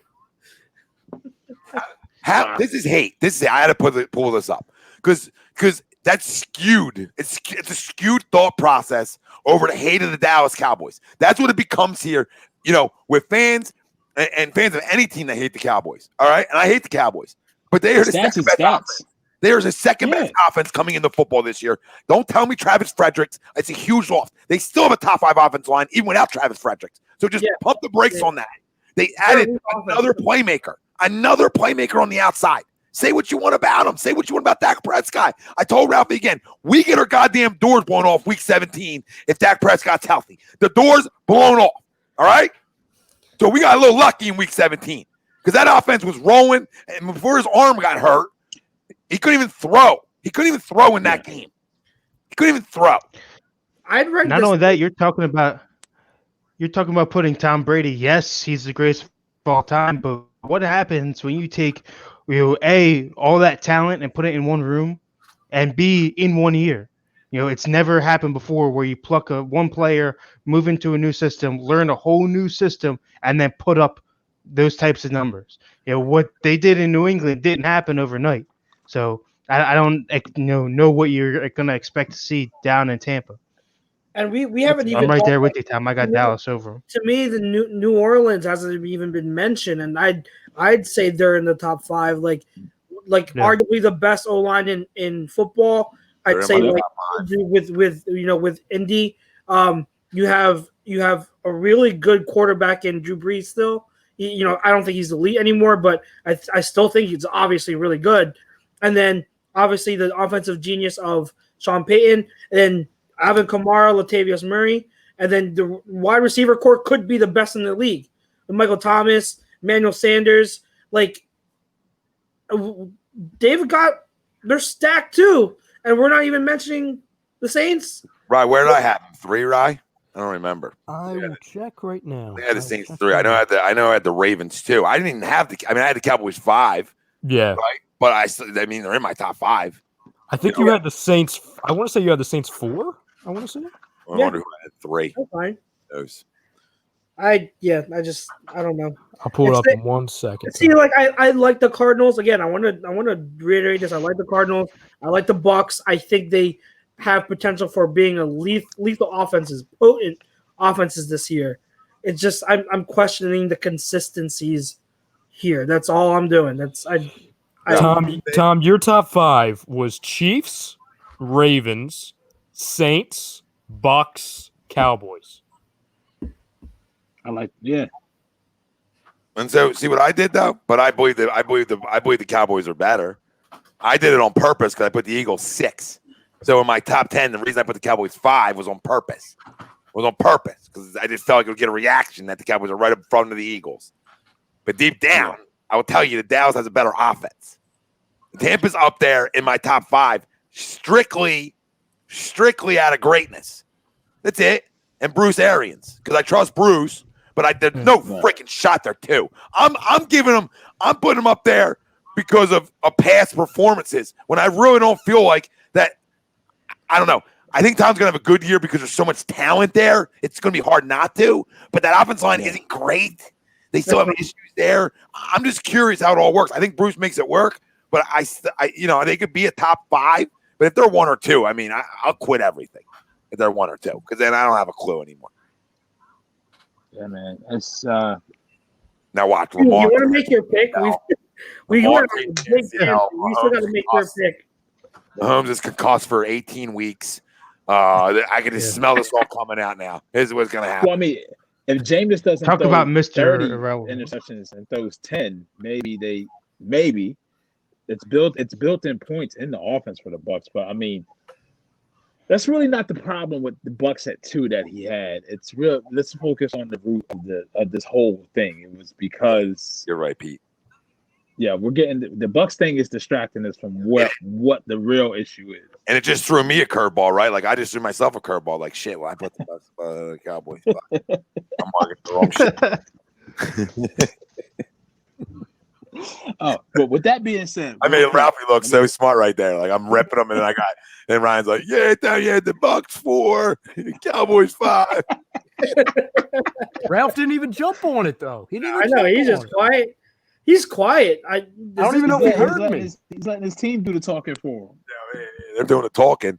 Where's your press conference from your manager, who's now missed 2 of the last 2 of the last 2 shows. You feel like he's running from his team a little bit, right? Chrome Lord, Mr. Chrome Lord. Yeah, I feel like he's running from his team a little bit. He knew the end was near, so he started running. He got a 2-week head start.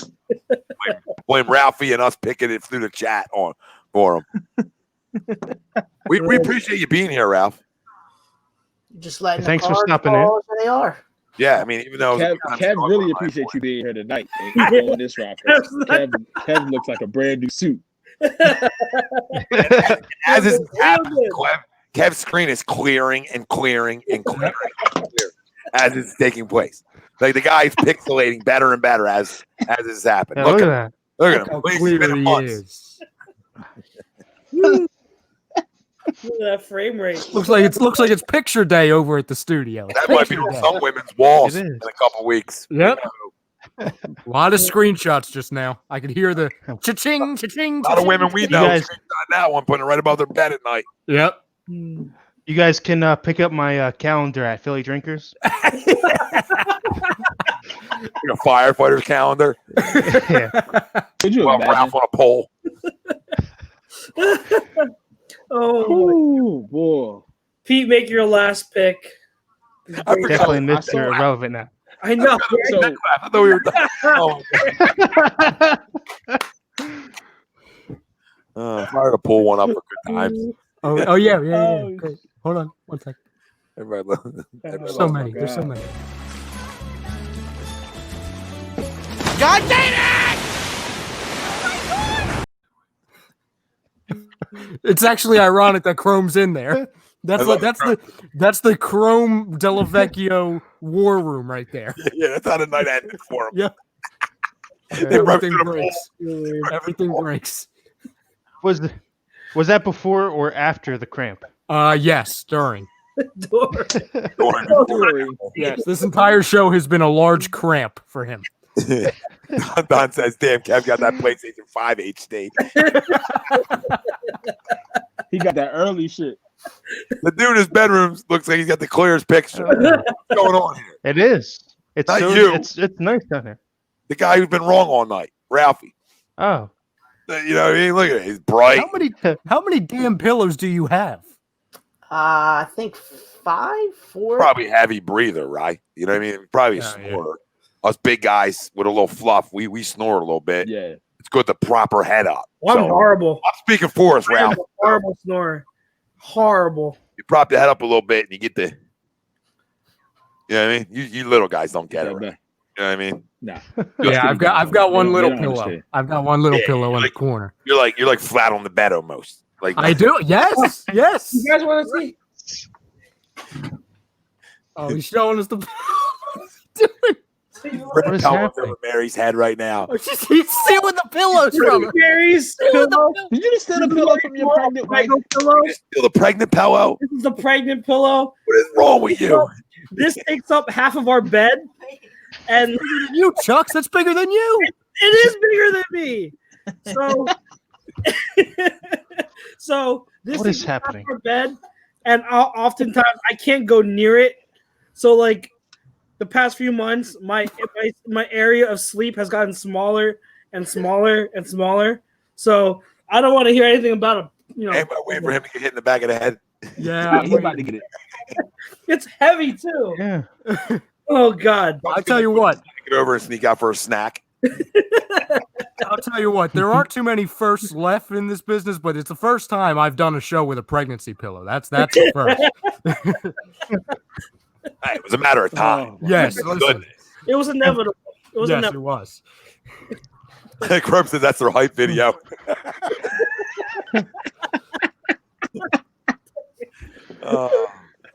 Pete, get me out of here so I have some respect and All I right, can man, run so- off for the last pick. All right, Pete.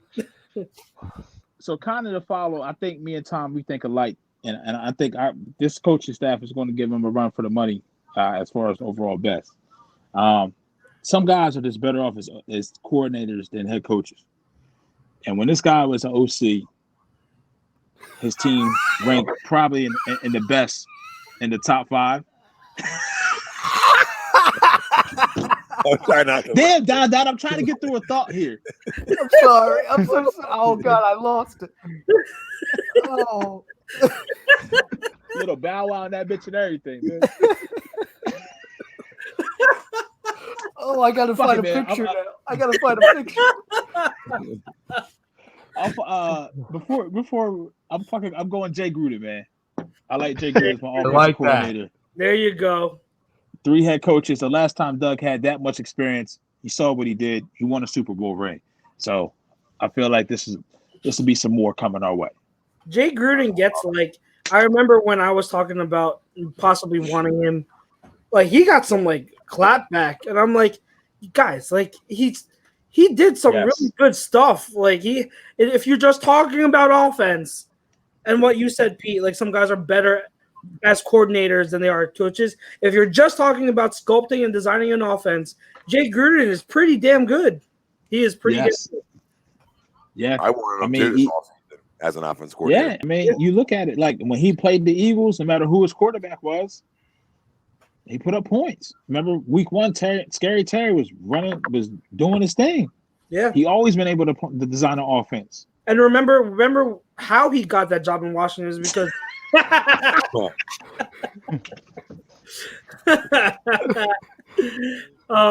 how he got that job was because of the work he was doing in Cincy with that offense with Andy.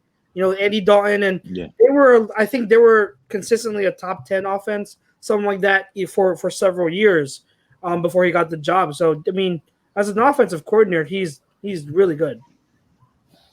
Good pick. Thank you, sir. I try. So that wraps off. That wraps up. I'm twisting my words now. That wraps up our draft series. Our teams are set. But before we sign off for the night, we had said before we started drafting that there were going to be some head coaches left off the board. So let me go down a list real quick. I mean, we left off guys like Pete Carroll, Sean Payton, let's see, Mike Vrabel, Sean McVay, Sean McDermott. Like what are, if you're talking about the next batch of guys, which names at the head coaching position do you guys see as like that next batch that you would take in that next tier that were left out in our draft? I would have, to me, well, I'll answer it like this, and here's also a question for you guys in the fam. Who do you think out of the guys left are who's the most overrated and who's the most underrated? I would say out of the guys that are left. To me, sorry. Go ahead, Chuck. No, go ahead, Chuck. I think maybe some of us, or at least we would agree on this a little bit, but Sean McVay, I think, is getting into that overrated conversation, and it's not his fault. A lot of it has to do with the media, and a lot of it has to do with fans. Like 2 years straight, or no, 2-3 years straight, it's all about, which coach is the next Sean McVay? Which coach is the next Sean McVay? It was never about which one's the next Peterson, which one's the next Kyle Shanahan. And McVay has shown that this past season he hasn't been able to adjust. Like without his star running back to fuel that offense, and without a good offensive line in front of Jared Goff to protect him, he hasn't been able to be as successful. He's struggled. That offense isn't as potent as it was in 17 and in 18. So, I've always thought Sean McVay was a really, really good coach, but he has entered overrated because of a lot of the noise around, around the media, around the fans, and that they make him up to be better than what he actually is. To me, Chuck, first off, I like that. I like that. He's definitely up there for me. But to me, there's somebody who takes the cake as far as overrated, and I do think it's his fault. I never understand when people say, "Oh, he's a lock top 5." They talk about how he has all these accomplishments. To me, Sean Payton, I think, is absolutely the most overrated head coach in this league. They talk about him like he has 7 Super Bowls. He has 1, and it hasn't been in like 10, 15 years. You would think he's Vince Lombardi. Yes. Yeah. Invented the game of football almost the way I talk about Sean Payton. Yeah, before I leave, Sean Payton's an overrated guy. Sean McDermott, I agree with John Lynch. Yes. one of the big underrated guys. I love Sean McDermott, Andy Tree Cat too. Yeah. Even though Boston student, yeah, even from a defensive coordinator side, but I like Sean McDermott, and really, I think Sean McVay is still a real good offensive mind and a good coach. I think he's gotten up out of his quarterback last year, and I think that really hurt him as well. His quarterback didn't adjust to the essential lack of running game either, but I still think he's a good coach. I don't think it's his fault. So I don't think he's overrated. It might be overrated in media, but not in terms of in this. But that's my point. Like, it's not his fault. Yeah, it's not his fault. Agreed, Tom. All right, boys. All right, Tom. Thanks, big guy. Hey, it was good having you. Thank you for the few weeks. It's been great having you and Brodo part of the this series, and we got to do this every year now. This is too much fun to not do consistently year in and year out. So thanks to you and Brodo for hopping in the past few weeks, taking time out of your weekend, building these teams. So we really appreciate it, big guy, and to Brodo as well. I love it. Thanks for having me. Thanks for having us. I know me, Rye, Pete, and probably Ralphie and whoever else.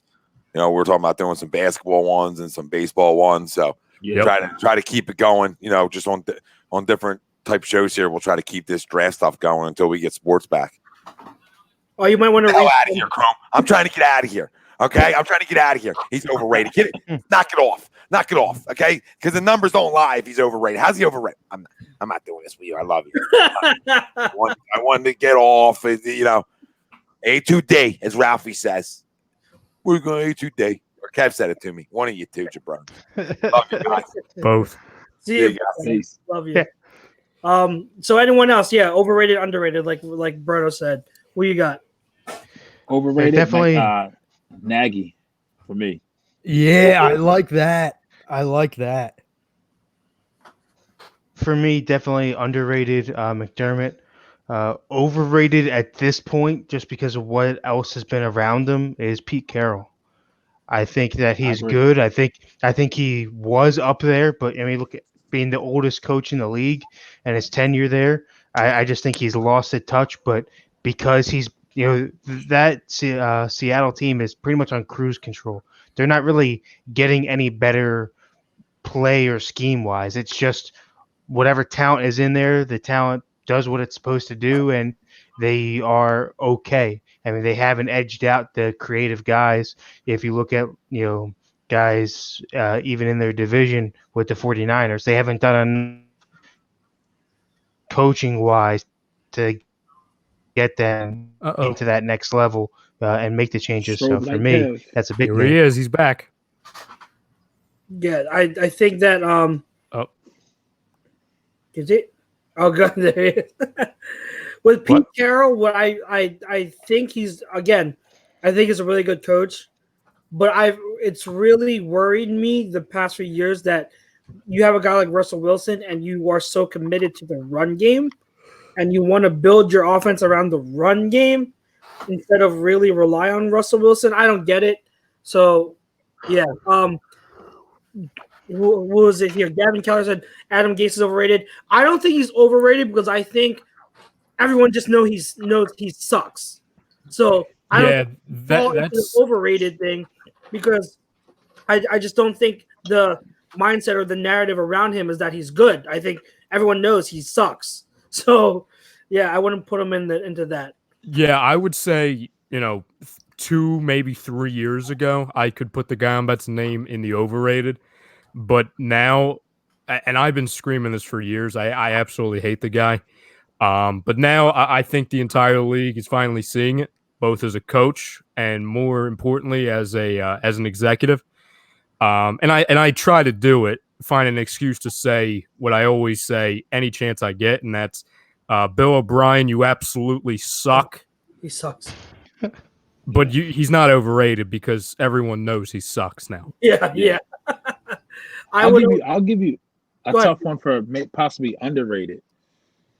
And maybe this is because what happened to him this last year. Now he's a head coach of the team. But I'm going to say Ron Rivera. I was just going there. That's spot on. Yeah. I just don't think he gets enough. So what are your thoughts on Anthony Lynn? I think he's where he should be at. Not too high, not too low. He's fairly rated. I don't think he's overrated or underrated. You know, someone had mentioned it, and I've been harping on this since the day he was hired. Even before that, I think Mike McCarthy is overrated because I think people, especially with Dallas, hiring him, and you had all the fans like, oh yeah, he was successful in Green Bay. No, he rode the coattails of Aaron Rodgers, and there's no way you can argue otherwise. There's no way you can come up with a reasonable argument to say otherwise, because if you look at his offensive system and what he was able to do ever since he won that Super Bowl, it's as stale as anything. It's so outdated, and Aaron Rodgers really carried that Packers team. And I don't care what anyone says, he really did. Aaron Rodgers made that Packers team what it was, and he carried Mike McCarthy. And I do not have unless he, with his time off, became a totally different coach, adopted a totally different play style or coaching style. I mean, I don't see it. I don't see him being a good coach.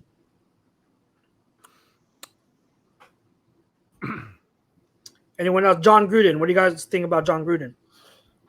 Big time overrated, right? Yes. He took that team from Tony Dungy, right? And after that Super Bowl run, he just went 5-11, 5-11, 7-9, 7-9, 5-11, 4-12, and then obviously the last year with Tampa Bay, he was out the door and went to ESPN and did some broadcasting.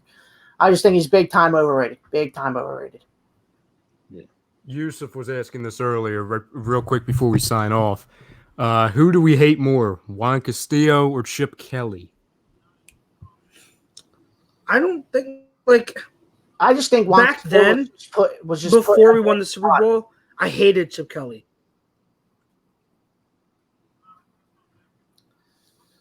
Like I said, I just think Juan Castillo just got put in a bad spot. Terrible move that year. That's such a tough question. Yeah. Because Juan Castillo was a really people talk about him. They still talk about how great of a coach he was in terms of being offensive line coach. It wasn't. You can't really blame him if Andy Reid put him as defensive coordinator. And you're also not going to be one to be like, oh no, I shouldn't take this position because I can't do it. If you're going to get a promotion, you're going to get a freaking promotion, and you're going to do what you can. So I don't hate Juan Castillo at all. I think he's a great offensive line coach. But what I was saying with Chip Kelly, I don't harbor those bad feelings to Chip Kelly anymore because we won the Super Bowl. It's weird. To me, I personally, I see him as he was that necessary evil that happened before we reached the pinnacle. So you sound like the darkest before the storm. I was gonna say you sound like Bane from The Dark Knight Rises. Unnecessary evil. Well, the issue is if you look at everything that came after Chip Kelly, it kind of happened because of him, right? A lot of the moves that were made wouldn't have happened if that the crazy turning point wasn't in there. So much had to go wrong for everything else to swing in the complete opposite direction, like a pendulum. So I think once fans realize that, hey, we might have needed that big of a change to happen to realize what we really need. Once that happened, I think the graces on them shedded a little bit. Little Giants. Yeah, for me, Little Giants. I got Little Giants. And to answer Yusuf's question, I don't hate either one, but from the perspective of the fans, it's definitely going to be Chip. Yeah, to me, I look at Chip as two separate people. I don't hate Chip Kelly. I don't know if I ever will as a head coach. I will go down and say Chip Kelly was not a bad head coach. He was just one of the worst executives in league history. That's the difference. His executive decisions made him a bad coach because he, like we talked about before with Howie Roseman and Doug Peterson. How many times will we say, oh, well, Howie Roseman put Doug Peterson in a bad spot? Well, in the Chip Kelly years, Chip Kelly put Chip Kelly in a bad situation. You know what I mean? So to me, it was a tale of two completely different people who was somehow the same guy, executive Chip and head coach Chip. Yeah, I agree.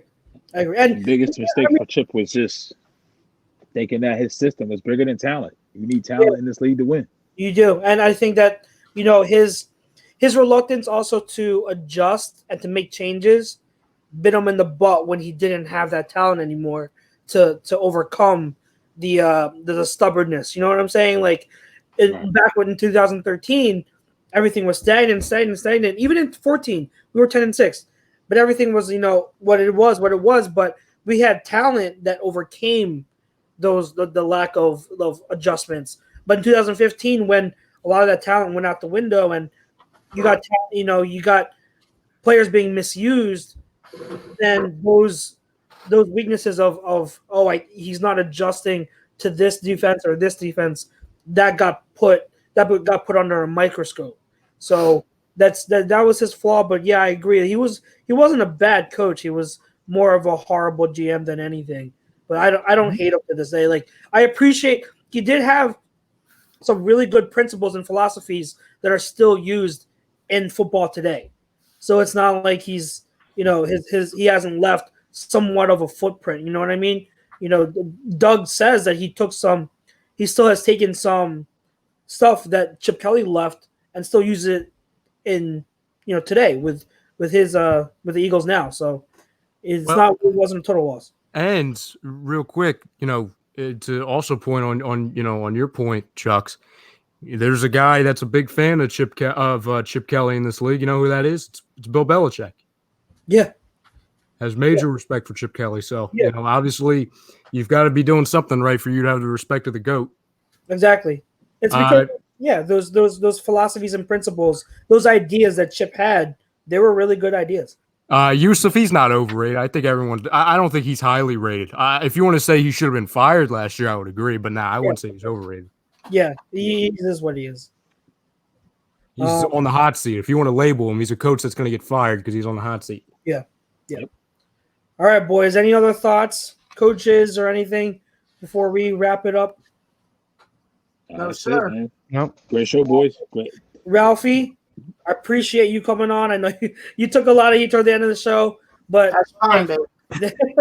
like we always say, it's for the people. And as always, whenever you come on the Birds of Fun, this isn't your first time on with us, and we know it won't be the last. And we appreciate it every single time you come on. And it's always a pleasure. I love you, bro. Thank you again for stepping in, bro. Appreciate it, man. Absolutely. Brodo producing again on the ones and twos. Pete and Kevin, we will see each other again on Tuesday, guys.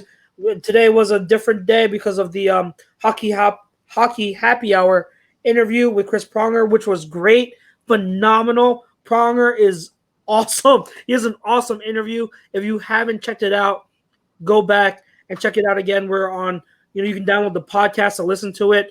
We're on Apple Podcasts and Stitcher. We're on YouTube still. Go back on the YouTube to see it. That was a great, great show. So go back, watch all the past shows on A2D, or catch any of our upcoming shows, The Fix, AM and the PM, Lazy Booking, On the Road to Victory, the new show with Jimmy Smith on Fridays, Weekly Roundup, In This Very Ring, Agree to Disagree, Sports Hounds, and what's the name of the soccer show again? I'm sorry, I forgot. Kicking It States. Kicking It Stateside. Thank you. So, and the rundown, of course. So catch all of our shows on YouTube, Facebook, Twitter, and again, like I said, download the podcast if you want. Leave us a review too, guys. Reviews definitely help. So from myself, from Pete, Chrome, who's not here again, but should be back next week again, Kevin, and the rest of us here from A2D, Ryan Brodo, of course. Our sponsors, Paul Vidal of Specialized Physical Therapy, LLC, Buck Services, Gutter Cleaning, QB54, and PhillyDrinkers.com. Again, guys, shirts are awesome. The merch is awesome. Go get your merch, PhillyDrinkers.com. From all of us here at A2D and the fam, we appreciate you listening in, and we will see you next week. God bless and stay safe.